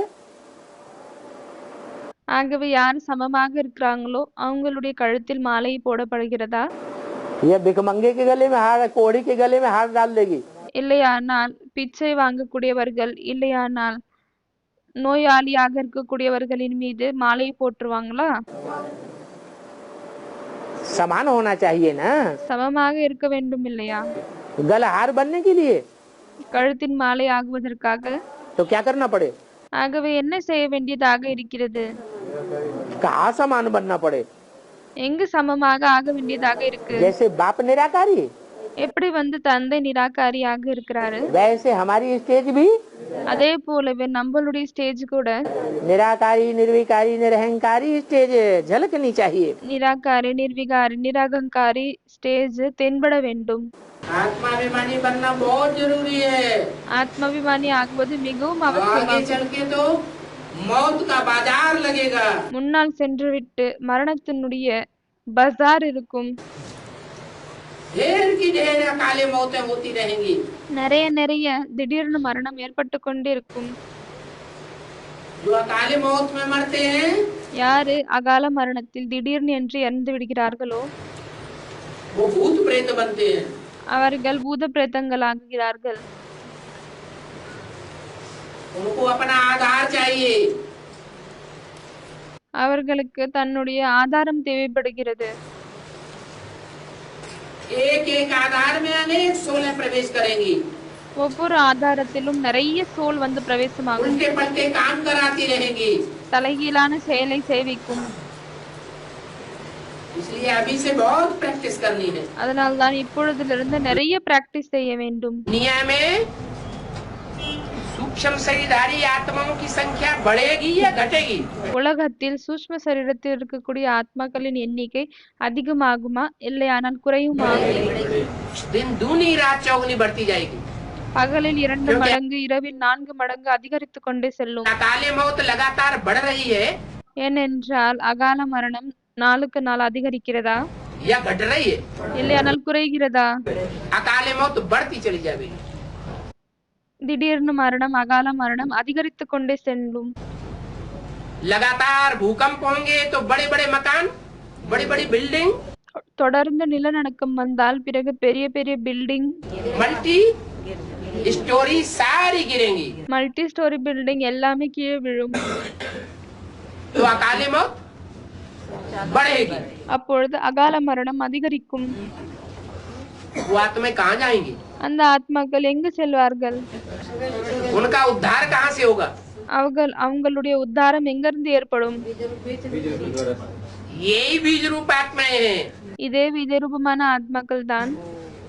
जिन द्वारा उनका उद्धार होना है। யார் மூலமாக அவங்களுக்கு உத்தாரம் ஏற்படணும்? इसलिए एक एक में अनेक अनेक प्रवेश करेंगे। அதனால் தான் ஒவ்வொருத்தரிலும் நிறைய பேர் பிரவேசம் செய்வாங்க. परंतु जो आत्मिक स्थिति के पक्के होंगे, ஆனால் யார் ஆத்மீக ஸ்திதியில் பக்கவாக இருப்பார்களோ वो उनके प्रभाव में आने वाले नहीं है। அவர்களின் பிரபாவத்தில் வரக்கூடியவர்கள் கிடையாது. क्योंकि उनके ऊपर ईश्वरीय ज्ञान का पूरा प्रभाव चढ़ा हुआ है। ஏனென்றால் அவர்களின் மீது ஈஸ்வரிய ஞானத்தின் முழுமையான பிரபாவம் இருக்கிறது. तो उनकी प्रजा भी बनने वाले नहीं है। ஆகவே அவர்களின் பிரஜையாகவும் ஆகப்போகக்கூடியவர்கள் கிடையாது. जो आत्मिक स्थिति में कच्चे होंगे, யார் ஆத்மீக ஸ்திதியில் உறுதியாக இருக்க மாட்டார்களோ उनके ऊपर उन आत्माओं का प्रभाव हो जाएगा। அவர்களின் மீதுதான் அந்த ஆத்மாக்களின் பிரபாவம் ஏற்படும். सवारी कर लेंगी, சவாரியாக்கிக் கொள்வார்கள். और सवारी करके कुछ समय तक, जब तक वो सच्चाई को पूरा नहीं समझती हैं, ஆகவே அப்படி மேலே ஏறிக்கொண்டு எப்பொழுது வரை அவர்கள் உண்மையை தெரிந்து கொள்ளவில்லையோ, एडवांस की ज्ञान की गहराई को पूरा नहीं समझती हैं, அட்வான்ஸ் ஞானத்தின் ஆழத்தை முழுமையாக புரிந்து கொள்வதில்லையோ, तब तक विरोध करती रहेंगी। அப்பொழுது வரை விரோதம் செய்து கொண்டே இருப்பார்கள். बाद में सहयोगी बन जाएंगे। அதற்கு பிறகுதான் சகயோகி ஆகிவிடுவார்கள். जो आत्मिक स्थिति में पक्का हो जाएगा उनमें प्रवेश नहीं होगा वो आत्माएं। ஆத்மீக ஸ்திதியில் யார் பக்கவாகி விடுவார்களோ அவர்களில் அந்த ஆத்மா பிரவேசம் செய்ய மாட்டாங்களான்னு கேக்குறாங்க. जो आत्मिक स्थिति का पक्का होगा, யார் ஆத்மீக ஸ்திதியில் பக்கவாக இருப்பாங்களோ, बीज रूप स्टेज में होगा, விதரூபமான ஸ்திதியில் நிலையில் இருப்பாங்களோ, उसमें सूक्ष्म शरीर को प्रवेश करने का रास्ता मिलेगा। அவங்களுக்குள் சூட்ச்ம சரீரம் பிரவேசம் செய்வதற்கான வழி கிடைக்குமா என்ன? बिंदु रूप स्टेज, புள்ளி ரூபமான நிலை, कारण स्टेज, காரண ஸ்டேஜ். एक है झाड़, ஒண்ணு மரமாகும். उसको कहते हैं बड़ा विस्तार। அதை தான் விஸ்தாரம் என்று சொல்லப்படுகிறது. एक होता है जड़ें, उतना विस्तार नहीं है, ஒண்ணு வேராகும். அது அவ்வளவு விஸ்தாரமாக இல்லை. लेकिन सारे वृक्ष का आधार है। ஆனால் அது முழு மரத்தினுடைய ஆதாரமாகும். और एक उन जड़ों का भी बीज, மற்றும் இன்னொன்னு அந்த வேருக்கும் ஒரு விதை இருக்கிறது. ज्यादा पावरफुल कौन है? ஆகவே அதிகமாக பவர்ஃபுல் எது ஆகும்? बीज ज्यादा पावरफुल है। விதை தான் அதிகமாக பவர்ஃபுல் ஆகும். तो जो आत्मिक स्थिति जिनकी पक्की हो चुकी है, ஆகவே யாருடைய ஆத்மீக ஸ்திதி பக்கவாகி விட்டதோ, इतनी पक्की हो चुकी है, இவ்வளவு உறுதியாகி விட்டது एक सेकंड में निराकारी स्टेज, என்னவென்றால் ஒரு செகண்ட்ல நிராகாரி ஸ்டேஜ் அடைகிறாங்க. जब चाहे तब, எப்பொழுது வேணுமோ அப்பொழுது. एक सेकंड में मनन चिंतन मंथन की स्टेज, ஒரு செகண்ட்ல மனச்சிந்தன் மந்தன் செய்யக்கூடிய நிலை. जब चाहे तब, எப்பொழுது வேண்டுமோ அப்பொழுது. और एक सेकंड में साकारी स्टेज, மற்றும் ஒரு செகண்ட்ல சாக்கார ஸ்டேஜ். जब चाहे तब और जितनी देर चाहे तब तक, எப்பொழுது வேணுமோ அப்பொழுது மற்றும் எவ்வளவு நேரம் வேணுமோ அவ்வளவு நேரத்திற்கு साकार इंद्रियों से சாக்கார இந்திரியங்கள் மூலமாக सुख भोगने वाले। சுகத்தை அனுபவிக்கக்கூடியவங்க. फिर जैसे ही आक्रमण हो, பிறகு திரும்பவும் எப்படி ஆக்கிரமணம் ஏற்படுகிறதோ साकार से क्या बन जाए? அப்பொழுது சாக்காரத்திலிருந்து என்ன ஆகிவிட வேண்டும்? एकदम निराकार स्टेज धारण कर ले। ஒரேடியாக நிராகார ஸ்டேஜை தாரணை செய்து கொள்ளணும். तो ऐसी आत्माएं जो परफेक्ट प्रैक्टिस वाली होंगी, ஆகவே இப்படிப்பட்ட ஆத்மாக்கள் யாரு பர்ஃபெக்டான பிராக்டிஸ் கொண்டவர்கள் இருக்கிறாங்களோ, अभी अभी साकारी, अभी अभी निराकारी, अभी अभी आकारी, இப்பதான் சாக்காரி, இப்பதான் நிராகாரி, இப்பவே ஆக்காரி ஸ்டேஜ். बाप दादा ने कौन सी प्रैक्टिस करने के लिए बोला? பாப் தாதா என்ன பிராக்டிஸ் செய்வதற்காக சொல்லியிருக்கிறார்? सेकंड में साकारी आकारी में। यही तो प्रैक्टिस करने के लिए बोला। இதுதானே பிராக்டிஸ் செய்வதற்காக சொல்லியிருக்கிறார். अव्यक्त बनो। அவ்யக்தமாகுங்கள். शुरुआत में तो बहुत ही बोलते थे अव्यक्त बनो, ஆரம்பத்தில் அதிகமாக சொல்லிக் கொண்டிருந்தார் அவ்யக்தமாகுங்கள் என்று. आकारी बनेंगे तो भी अव्यक्त हैं, ஆகாரி ஆகிவிட்டால் கூட நாம் அவ்யக்தமாகி இருக்கிறோம். और निराकारी बनेंगे तो भी अव्यक्त हैं। நிராகாரி ஆகிவிட்டால் கூட அவ்யக்தமாக இருக்கிறோம்.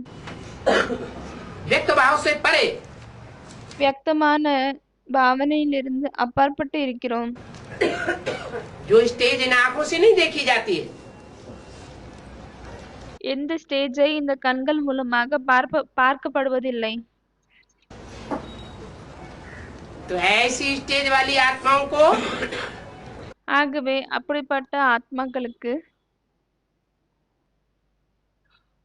वो भूत प्रेतानी आत्माएं डिस्टर्ब भी नहीं कर सकेंगे। இந்த பூத பிரேத ஆத்மங்களால் டிஸ்டர்ப் கூட பண்ண முடியாது.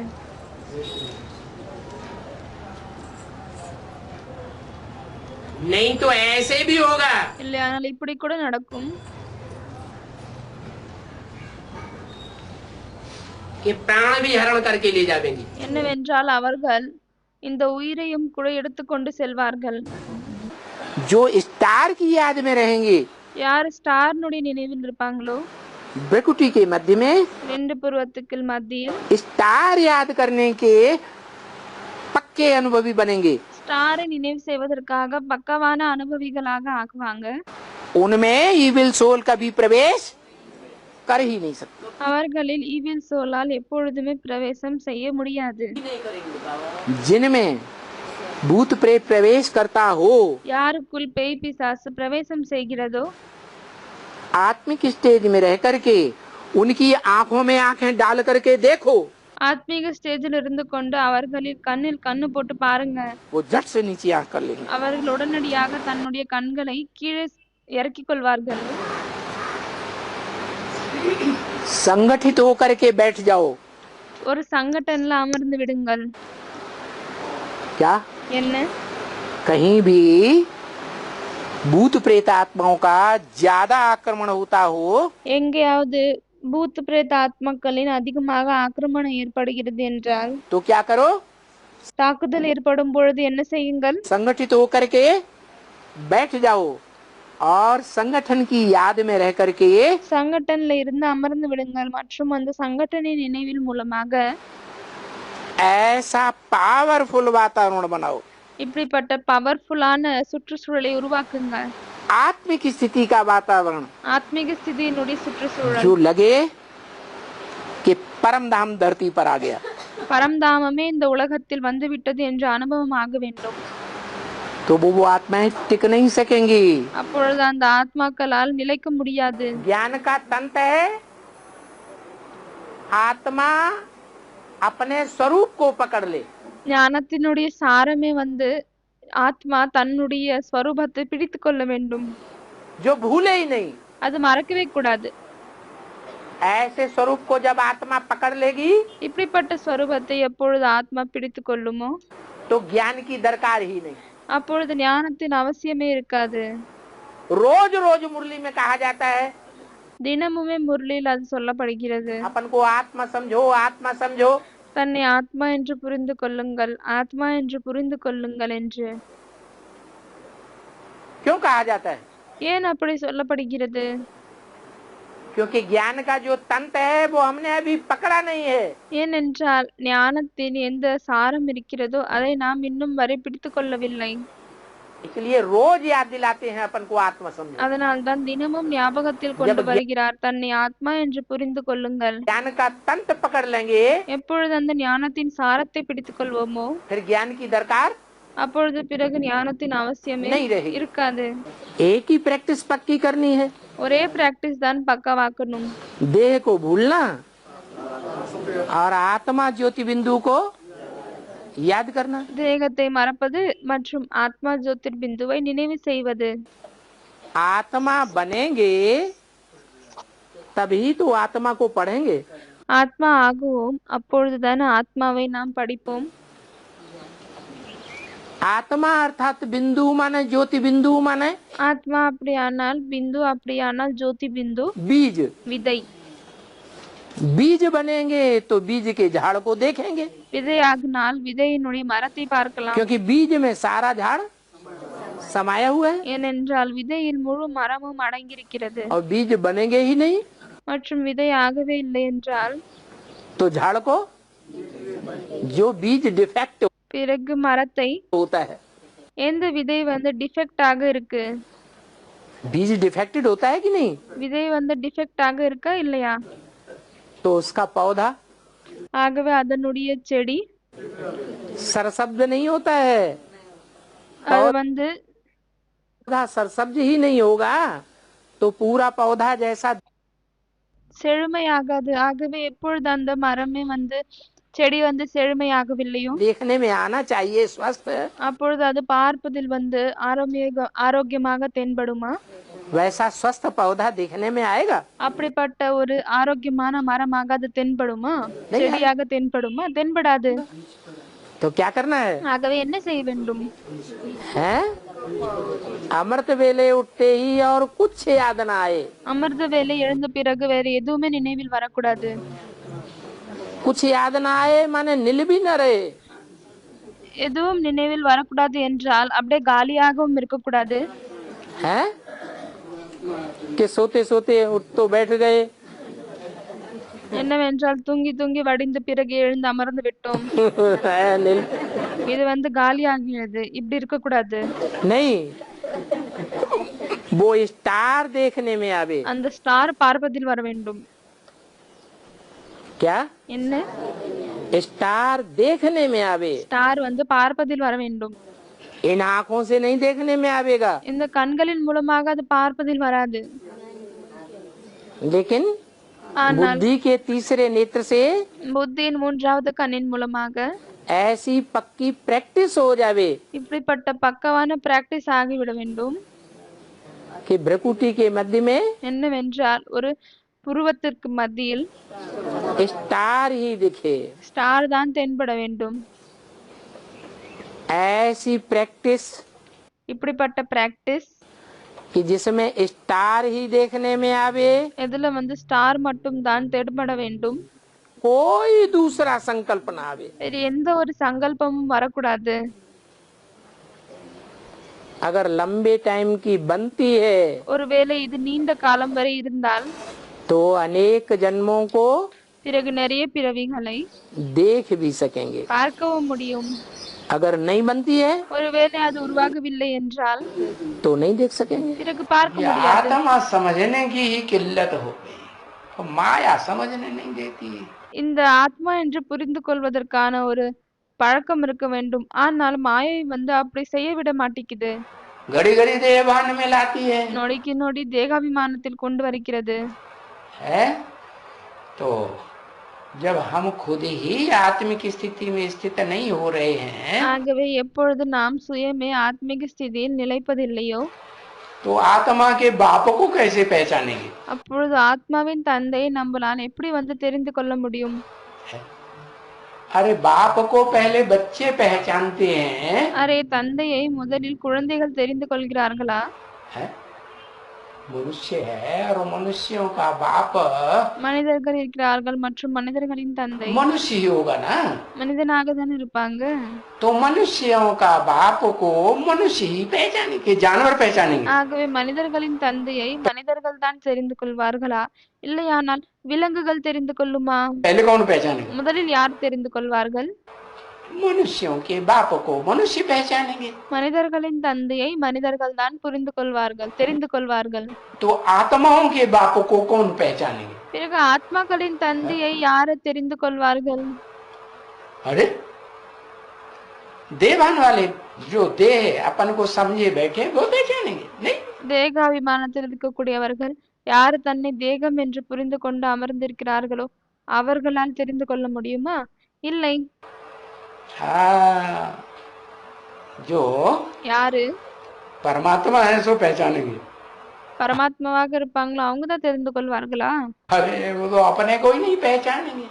क्या அதே அவர்கள் தன்னையே தெரிந்து கொள்ள மாட்டார்கள். हम है परमात्मा, நாம் பரமாத்மாவா என்று पहचानेंगे कहाँ से? எங்கிருந்து அவர்கள் தெரிந்து கொள்வார்கள்? हाँ, आत्मिक स्थिति में लगातार रहें ஆத்மீக ஸ்திதியில் தொடர்ந்து இருந்தால் तो पहचान, नहीं तो जितना रहेंगे பிறகு தெரிந்து கொள்ள முடியும். இல்லையானால் आत्मिक स्थिति में எவ்வளவு ஆத்மீக ஸ்திதியில் இருப்பாங்களோ उतना पहचानेंगे। அவ்வளவு தெரிந்து கொள்ள முடியும். है? अगर नहीं रहेंगे आत्मिक स्थिति में ஒருவேளை ஆத்மீக ஸ்திதியில் இல்லாவிட்டால் तो नहीं, பிறகு தெரிந்து கொள்ள மாட்டார்கள். 50-50% रहेंगे 50-50% இருந்தால் तो 50% पहचानेंगे பிறகு 50% தெரிந்து கொள்வார்கள். और 50% अंधेरे में रहेंगे। பிறகு 50% இருளில் இருப்பார்கள். அப்படிதானே? हाँ, चंद्रमा क्या करता है? சந்திரன் என்ன செய்கிறது? चंद्रमा महीने में ஒரு மாசத்தில் 15 दिन अंधेरे में जाता है 15 நாள் இருளில் செல்கிறது और 15 दिन மற்றும் மற்ற 15 நாள்கள் रोशनी में आता है। வெளிச்சத்தில் வருகிறது. तो हम चंद्रमा की औलाद हैं या सूर्य की औलाद हैं? क्या बनना है? ஆகவே நாம் சந்திரனுடைய குழந்தைகளா சூரியனுடைய குழந்தைகளா என்ன ஆக வேண்டும்? बनना तो है सूर्य की औलाद, सूर्यवंशी। சூரியனுடைய குழந்தைகள் சூரிய வம்சிகள் தான் तो ஆகணும். सूर्यवंशी बनने के लिए ஆகவே சூரிய வம்சி ஆகுவதற்காக पहला काम जो बताया, முதல் வேலை என்ன சொல்லிருக்காரோ क्या करना है? என்ன செய்ய வேண்டும்? आत्मा बनना है। ஆத்மா ஆகணும். आत्मा बनेंगे तो आत्माओं के बाप को ஆத்மா ஆகினால் பிறகு ஆத்மாக்களின் தந்தையை आत्मा पहचाने। ஆத்மா தெரிந்து கொள்ளும். नहीं तो जो ज्यादा आत्मा बनेगा आत्मिक இல்லையானால் யார் எவ்வளவு அதிகமாக ஆத்மா ஆவாங்க ஆத்மீக ஸ்திதியில் की स्थिति में रहने की प्रैक्टिस करेगा இருக்கக்கூடிய பிராக்டிஸை செய்வாங்க. वो ज्यादा पहचानेगा। அவங்க தான் அதிகமாக தெரிந்து கொள்வாங்க. और जो ज्यादा पहचानेगा तो उसकी प्रैक्टिस ज्यादा हुई ना आत्मिक स्थिति की। மற்றும் யார் அதிகமாக தெரிந்து கொள்வாங்களோ அவங்களுடைய ஆத்மீக ஸ்திதியினுடைய பிராக்டிஸ் அதிகமாக இருக்கு இல்லையா? तो ஆகவே उसकी दौड़ आगे हो गई ना, அவங்களுடைய ஓட்டம் முன்னாடி இருக்கும் இல்லையா? दौड़ आगे हो गई, दौड़ में आगे निकल गया அவங்க ஓட்டத்தில் முன்னாடி போயிட்டாங்க. और निकल जाता है तो उसका रिजल्ट क्या होगा? மற்றும் முன்னாடி சென்று விட்டால் அதனுடைய ரிசல்ட் என்ன ஆகுது? जल्दी बाप के पास पहुंचेगा या देर से पहुंचेगा? அவங்க சீக்கிரமாக தந்தையிடம் போய் சேருவாங்களா இல்லையானால் லேட்டாக போவாங்களா? जल्दी पहुंचेगा। சீக்கிரமாக போவாங்களா? बाप दादा कहते हैं अब मर्जीवा जन्म में आत्माभिमान अर्थात देही अभिमानी स्थिति भी ऐसे ही नेचुरल बना लो। பாப்தாதா இப்பொழுது சொல்கிறார், இப்பொழுது இறந்து பிழைத்திருக்க வாழ்க்கையில் ஆத்மாபிமானி நிலையை நேச்சுரலாக உருவாக்கி கொள்ளுங்கள். जैसे 63 जन्म से नेचर पड़ी हुई है कॉन्शियस बॉडी कॉन्शियस में आने की। எப்படி உங்களுக்கு 63 பிறவிகளாக இந்த பழக்கம் ஏற்பட்டு விட்டது, பாடி கான்ஷியஸ்ல வரக்கூடிய பழக்கம். मेहनत नहीं करनी पड़े உழைப்பு செய்யாம இருக்க வேண்டும் आत्माभिमानी बनने की। ஆத்மாபிமானி ஆகுவதற்காக. मैं आत्मा हूँ நான் ஆத்மா. लेकिन नेचुरल हो जाए। ஆனா அது நேச்சுரல் ஆகிவிட வேண்டும். जब ब्राह्मण जन्म लिया तो कोई भी बच्चा पैदा होता है எப்பொழுது பிராமண வாழ்க்கையை நாம் எடுக்கிறோமோ அப்பொழுது எந்த குழந்தை பிறந்தாலும் சரி, जब थोड़ा समझ में आता है तो उसको परिचय देते हैं आप कौन हो, எப்பொழுது அவங்களுக்கு கொஞ்சம் புரிய வருகிறதோ அப்பொழுது நாம அவங்களுக்கு அறிமுகத்தை கொடுக்கிறோம். நீங்க யாரு, के हो, யாருடையவங்க, किसके बच्चे हो। யாருடைய குழந்தை. आप ब्राह्मण जन्मों को जन्मते ही क्या परिचय मिला? நீங்க பிராமணர்கள் பிறந்த உடனே உங்களுக்கு என்ன அறிமுகம் கிடைத்தது? आप कौन हो, நீங்கள் யார் ஆவீங்க, किसके बच्चे हो। யாருடைய குழந்தைகள் ஆவீங்க. आत्मा का पाठ पहले पक्का कराया जाता है ना। ஆத்மாவினுடைய பாடத்தை முதலில் பக்காவாக்குறாங்க இல்லையா? कौन हो, நீங்க யார் ஆவீங்க, आप आत्मा हो। நீங்கள் ஆத்மா ஆவீங்க.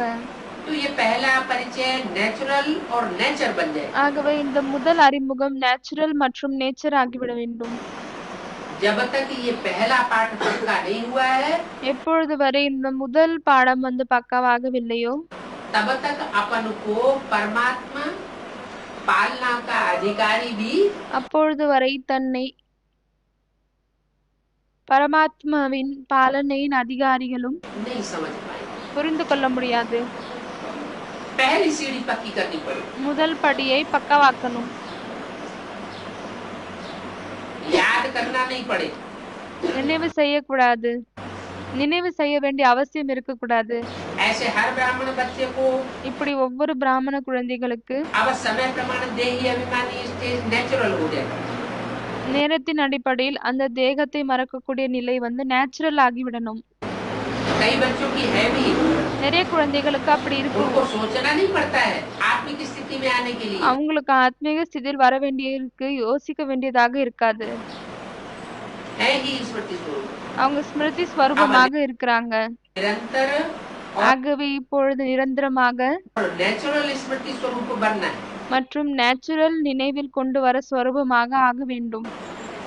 लास्ट अंतिम पेपर सभी ब्राह्मणों का கடைசி பேப்பர் அனைத்து பிராமணர்களுக்கும் यही छोटा सा पेपर होगा। இதுதான் ஒரு சிறிய பேப்பர் ஆகும். क्या पेपर होगा? என்ன பேப்பர் ஆகும்?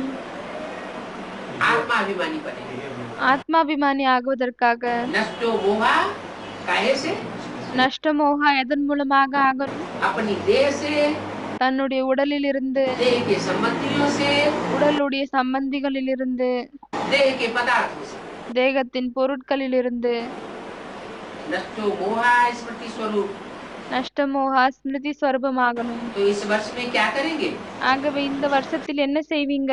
कई बच्चे कहते हैं इस वर्ष में क्या विशेष लक्ष्य रखें? நிறைய குழந்தைகள் சொல்கிறார்கள் இந்த வருஷத்தில் எந்த விசேஷமான லட்சியத்தை வைக்கணும்? तो बाप दादा कहते हैं सदा देही अभिमानी बनो। ஆகவே பாப்தாதா சொல்கிறார் எப்பொழுதுமே தேகி அபிமானியாக ஆகுங்கள். अंश मात्र भी आत्माभिमान से नीचे न हटे। கொஞ்சம் ஒரு துளி கூட ஆத்மாபிமானியில் இருந்து கீழே இறங்கி வந்தால் स्मृति स्वरूप बनो। जीवन मुक्ति तो அப்படி வராமல் இருக்க ஸ்மிருதி ஸ்வரூபமாகுங்கள். प्राप्त होनी है, ஜீவன் முக்தி அனுபவம் ஆகணும் தான், கிடைக்கணும் தான். लेकिन जीवन मुक्त होने के पहले मेहनत ஆனால் ஜீவன் முக்தி ஆகுவதற்கு முன்னால் तो बनो। உழைப்பிலிருந்து விடுதலை பெறக்கூடியவங்களாக ஆகுங்கள். इतना नेचुरल हो जाए இவ்வளவு அது பிராக்டிஸ் நேச்சுரல் ஆகணும். वह स्थिति समय को समीप लाएगी அந்த நிலை தான் நேரத்தை நெருக்கத்தில் கொண்டு வரும். और आपके सब विश्व के भाई और बहनों को மற்றும் உங்களுடைய முழு உலகத்தில் இருக்கக்கூடிய சகோதர சகோதரிகளுக்கு दुख शांति से मुक्त कराएगी। துக்கம் மற்றும் நிம்மதியின்மையிலிருந்து விடுவிக்கும். आपकी ये स्थिति உங்களுடைய இந்த நிலை आत्माओं के लिए मुक्ति धाम का दरवाजा खोलेगी। ஆத்மாக்களுக்காக முக்தி தாமத்தினுடைய கதவை திறக்கும். तो अपने भाई बहनों के ऊपर रहम नहीं आता है क्या? ஆகவே உங்களுக்கு என்ன தன்னுடைய சகோதர சகோதரிகளின் மீது கருணை வருவதில்லையா? कितना चारों ओर आत्माएं எவ்வளவு நான்கு புறமும் ஆத்மாக்கள் चिल्ला रही है, கத்துறாங்க. तो आपकी देह अभिमान से मुक्ति ஆகவே உங்களுடைய தேகாபிமானத்திலிருந்து விடுதலை सर्व आत्माओं को मुक्ति दिलाएगी। அனைத்து ஆத்மாக்களுக்கும் விடுதலை கொடுக்கும். पहले क्या करें? முதலில் என்ன செய்ய வேண்டும்? सर्व आत्माओं को मुक्ति दिलाने के लिए पहले हम क्या करें? அனைத்து ஆத்மாக்களுக்கும் விடுதலை கொடுப்பதற்காக முதலில் நாம் என்ன செய்ய வேண்டும்? अपने देह अभिमान से हम पहले मुक्त हो जाए। தன்னுடைய தேகாபிமானத்திலிருந்து முதலில் நாம் விடுதலை பெற வேண்டும். ये चेक करो, இதை செக் பண்ணுங்க. नेचुरल स्मृति स्वरूप कहाँ तक बने? நேச்சுரல் ஸ்மிருதியிலிருந்து சமர்த்தியம் கொண்டவங்களாங்க எங்கு வரைக்கும் ஆகிருக்கும். समर्थि स्वरूप बनना हो, எக்ஸ்பர்ட்டான ஸ்வரூபத்தில் வர வேண்டும். व्यर्थ को सहज समाप्त कर देगा। அது என்னவாகும் என்றால் வீணானதை ஈஸியாக முடித்துவிடும். बार बार मेहनत नहीं करनी पड़ेगी। அடிக்கடி உழைக்க வேண்டியதாக இருக்காது. कब? எப்பொழுது? जब समर्थि स्वरूप बन जाएगी। எப்பொழுது சமர்த்த ஸ்வரூப ஆகுமோ அப்பொழுது. जब आत्मिक स्थिति में रहते हैं तो बाप का ज्ञान भी बुद्धि में बैठता है, क्योंकि बाप कहते हैं मैं எப்பொழுது ஆத்மீக ஸ்திதியில் இருக்கிறோமோ அப்பொழுது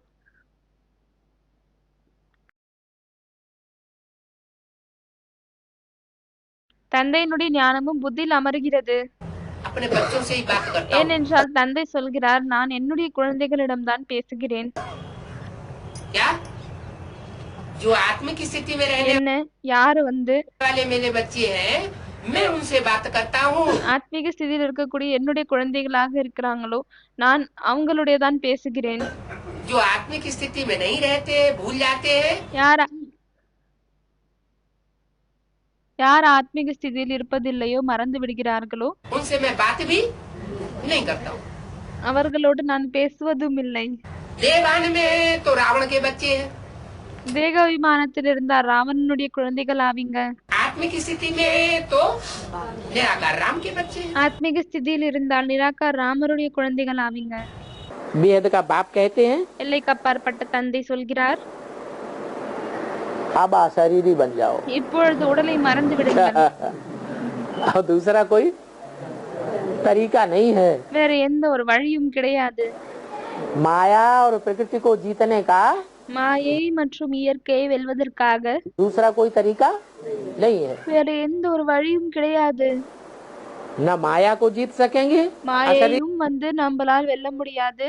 अशरीरी बने बिगर, அதாவது உடலை மறக்காமல் மறந்த நிலையை பெறாமல் ஆத்மா மாயையும் நம்மளால் வெற்றி அடைய முடியாது. और न மற்றும் प्रकृति के இயற்கையின் 3 गुणों को 3 குணங்கள் पार पा सकेंगे। அதையும் கடக்க முடியாது. यह लक्ष्य रखो कि ऐसा रूहानी आत्मिक शक्तिशाली यूथ ग्रुप बनावें இப்படிப்பட்ட லட்சியத்தை வையுங்கள். இப்படிப்பட்ட ருஹானி ஆத்மீக சக்திசாலி கொண்ட யூத் குரூப்பை உருவாக்கணும். जो विश्व को चैलेंज करे कि हम रूहानी यूथ ग्रुप विश्व शांति की स्थापना के कार्य में सदा सहयोगी हैं। யார் உலகத்துக்கு சேலஞ்ச் கொடுக்கணும் என்னவென்றால், நாங்க ருஹானி யூத் குரூப் உலகத்தில் சாந்தியை படைப்பதற்காக எப்பொழுதுமே சகயோகிகளாக இருப்போம். अव्यक्त वाणी तारीख 24 अप्रैल 1983 पृष्ठ 163 अंत। 8 घंटे लगातार अगर 8 மணி நேரம் ஒருவேளை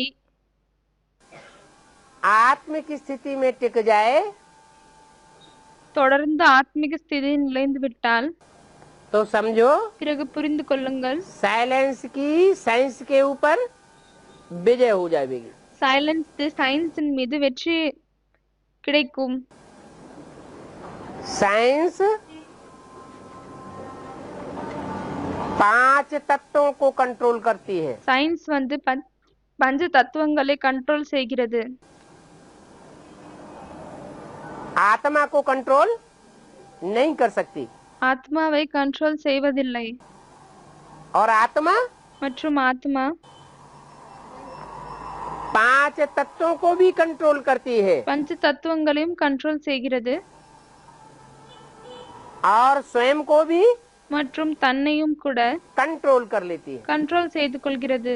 और जितनी पावरफुल कंसंट्रेटेड आत्मा होगी மற்றும் எவ்வளவுக்கு எவ்வளவு பவர்ஃபுல் கான்சென்ட்ரேட்டட் ஆத்மாவாக இருக்குமோ वो उतने ही ज्यादा प्रमाण में அவங்க அவ்வளவுதான் அதிகமான கணக்கில் 5 तत्वों को और अन्य आत्माओं को कंट्रोल कर लेगी। பஞ்ச தத்துவங்களை மற்றும் மற்ற ஆத்மாக்களை கண்ட்ரோல் செய்து கொள்ளும்.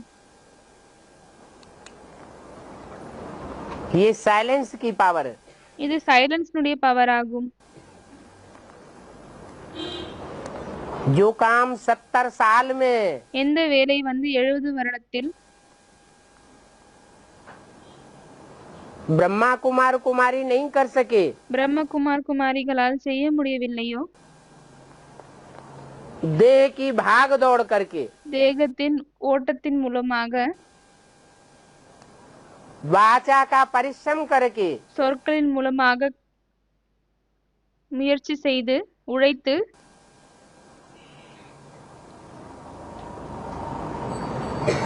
धन दान करके, பணத்தை தானம் செய்துவிட்டு, स्थूल धन, ஸ்தூலமான பணம் वो काम थोड़े समय में அந்த நேரத்தை குறைந்த நேரத்தில் कंसंट्रेशन के द्वारा हो जाएगा, கான்சென்ட்ரேஷன் மூலமாக ஏற்படும்.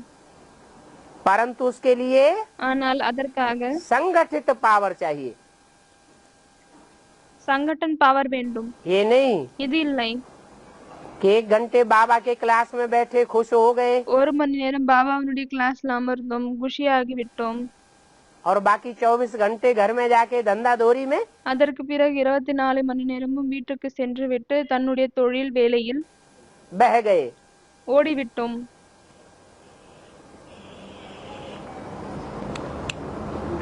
इसलिए बोला அதனால்தான் சொல்லியிருக்கிறார், कि ऐसा भी टाइम आवेगा இப்படிப்பட்ட நேரமும் வரும், कि तुम बच्चे परमधाम को इस सृष्टि पर उतार लेंगे. குழந்தைகளாகிய நீங்கள் பரம்தாமத்தை இந்த உலகத்தில் இறக்கிக் கொள்வீர்கள். उस शांति धाम का वाइब्रेशन इस सृष्टि पर ऐसा फैलेगा அந்த சாந்தி தாமத்தினுடைய வைப்ரேஷன் இந்த உலகத்தில் இப்படிப்பட்டதாக உருவாகும், பரவும். कि बड़े बड़े साइंसदान भी चमत्कृत हो जाएंगे. பெரிய பெரிய சயின்டிஸ்ட் கூட ஆச்சரியத்தில் வருவாங்க. जितना जितना निराकारी बनेंगे எவ்வளவுக்கு எவ்வளவு நிராகாரியாக ஆகுவீங்களோ அவ்வளவுக்கு எவ்வளவு उतना ज्ञान की और बाप की प्रत्यक्षता ஞானத்தின் மற்றும் தந்தையின் வெளித்தோன்றுதல் होती जाएगी. ஏற்பட்டு கொண்டே இருக்கும். जब खुद निराकारी बने எப்பொழுது தானே நிராகார ஆகுகிறோமோ तो ये ज्ञान भी फैलेगा. அப்பொழுது இந்த ஞானம் கூட பரவும். ये अव्यक्तवाणी में भी बोला, அதனால்தான் அவ்யக்தவாணியிலும் சொல்லியிருக்கிறார், जब तुम बच्चे अव्यक्त बन जाएंगे எப்பொழுது குழந்தைகளாகி நீங்கள் அவ்யக்தமாகி விடுவீர்களோ तो तुम्हारी प्रत्यक्षता बाप के साथ तुम्हारी भी प्रत्यक्षता हो जाएगी. அப்பொழுது தந்தையோடு உங்களுடைய பிரத்யக்ஷதா கூட ஏற்படும். खुदा कौन सी खिदमत चाहेगा? हैं? खुदा ही खिदमतगार बनाना चाहता है. குதா எந்த சேவையை விரும்புகிறார்? குதாவினுடைய அதாவது கடவுளுடைய சேவையை செய்யக்கூடியவர்களாக ஆகணும் என்று விரும்புகிறார். खुदाई खिदमतगार का मतलब क्या हुआ? கடவுளுடைய பணியை செய்யக்கூடியவங்க, பணியாள் என்பதற்கான அர்த்தம் என்னவாகும்? बच्चे क्या करें? குழந்தைகள் என்ன செய்ய வேண்டும்? पहले खुद आत्मिक स्थिति में टिके முதலில் தான் ஆத்மீக ஸ்திதியில் நிலைக்க और வேண்டும். जो भी आत्मिक स्थिति में टिकने वाले மற்றும் யாரெல்லாம் ஆத்மீக ஸ்திதியில் நிலைக்கக்கூடிய ब्राह्मण परिवार के बच्चे हैं பிராமண குடும்பத்தின் குழந்தைகள் இருக்கிறாங்களோ उनकी आपस में मदद करें. மற்றும் அவங்களுக்கு ஒருத்தருக்கு உதவ வேண்டும். ये है खुदाई खिदमत. இதுதான் என்னவாகும் என்றால் கடவுளுடைய பணி, சேவை. पहले घर का सुधार முதலில் வீட்டினுடைய சுதாரிப்பு ஏற்படுத்தணும், या पर का सुधार? இல்லையானால் மற்றவர்களை சுதாரிக்கணுமா? पहले घर का सुधार. तो जिन முதலில் தன்னுடைய அதாவது சுதாரிக்கணும். बच्चों की बुद्धि में ये बात बैठ गई है ஆகவே எந்த குழந்தைகளின் புத்தியில் இந்த விஷயம் அமர்ந்து விட்டதோ कि हम परमात्मा बाप सुप्रीम सोल ज्योति बिंदु के बच्चे ज्योति बिंदु आत्मा है. நாம் பரமாத்மா ஒளிப்புள்ளி தந்தையினுடைய குழந்தைகள் ஒளிப்புள்ளி ஆகும். उन बच्चों को सहयोग देना, அந்த குழந்தைகளுக்கு சகயோகம் கொடுப்பது, उन बच्चों की मदद करना, அந்த குழந்தைகளுக்கு உதவி செய்வது, उन बच्चों के साथ रहना, ये हमारा पहला कर्तव्य है. அந்த குழந்தைகளோடு இருப்பது இதுதான் நம்மளுடைய முதல் பணியாகும், கடமையாகும். कोई दाता हो, யாராவது வள்ளல் இருக்காரு, अपने घर में आग लग रही है தன்னுடைய வீட்டு பத்தி கொண்டிருக்கு, और बाहर जाके वो रहमत बांट रहा है. அவங்க வெளியே சென்று விட்டு தன்னுடைய கருணையை காமிக்கிறாங்க. तो सही दाता कहेंगे सही माने में அப்பொழுது அவரை நல்ல விதத்தில் நல்ல வள்ளல்னு சொல்ல முடியுமா? है? ये तो ठीक बात नहीं हुई. இது சரியான விஷயம் கிடையாது. पहले अपना सुधार, फिर अपने परिवार का सुधार, முதலில் தன்னுடைய சுதாரிப்பு, அதற்கு பிறகு குடும்பத்தின் சுதாரிப்பு, घर का सुधार, फिर पर का सुधार. வீட்டினுடைய சுதாரிப்பு, அதற்கு அப்புறமா தான் மற்றவர்களின் சுதாரிப்பு.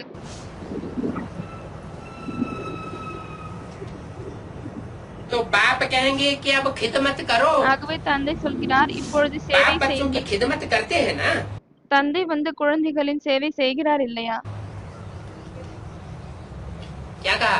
என்ன சொன்னார்? जब विनाश होगा எப்பொழுது அழிவு ஏற்படுமோ तो दुनिया में அப்பொழுது உலகத்தில் खुदा की खिदमत किसको मिलेगी और किसको नहीं मिलेगी கடவுளுடைய சேவை யாருக்கு கிடைக்கும் யாருக்கு கிடைக்காது है? जो आत्मिक स्थिति में स्थित होने वाले बच्चे होंगे யார் उनको ஆத்மீக ஸ்திதியில் நிலைக்கக்கூடிய குழந்தைகளாக இருப்பாங்களோ खुदा की खिदमत महसूस होगी அவங்களுக்கு கடவுளுடைய சேவை பணி வந்து அனுபவமாகும்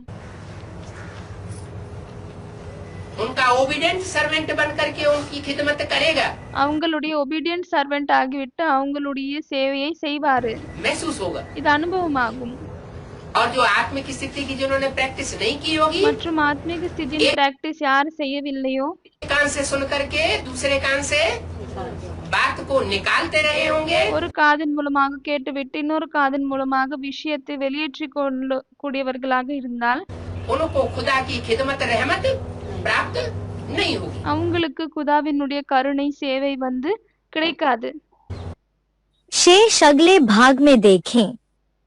மிச்சம் இருக்கக்கூடியதை அடுத்த பாகத்தில் பார்க்கவும்.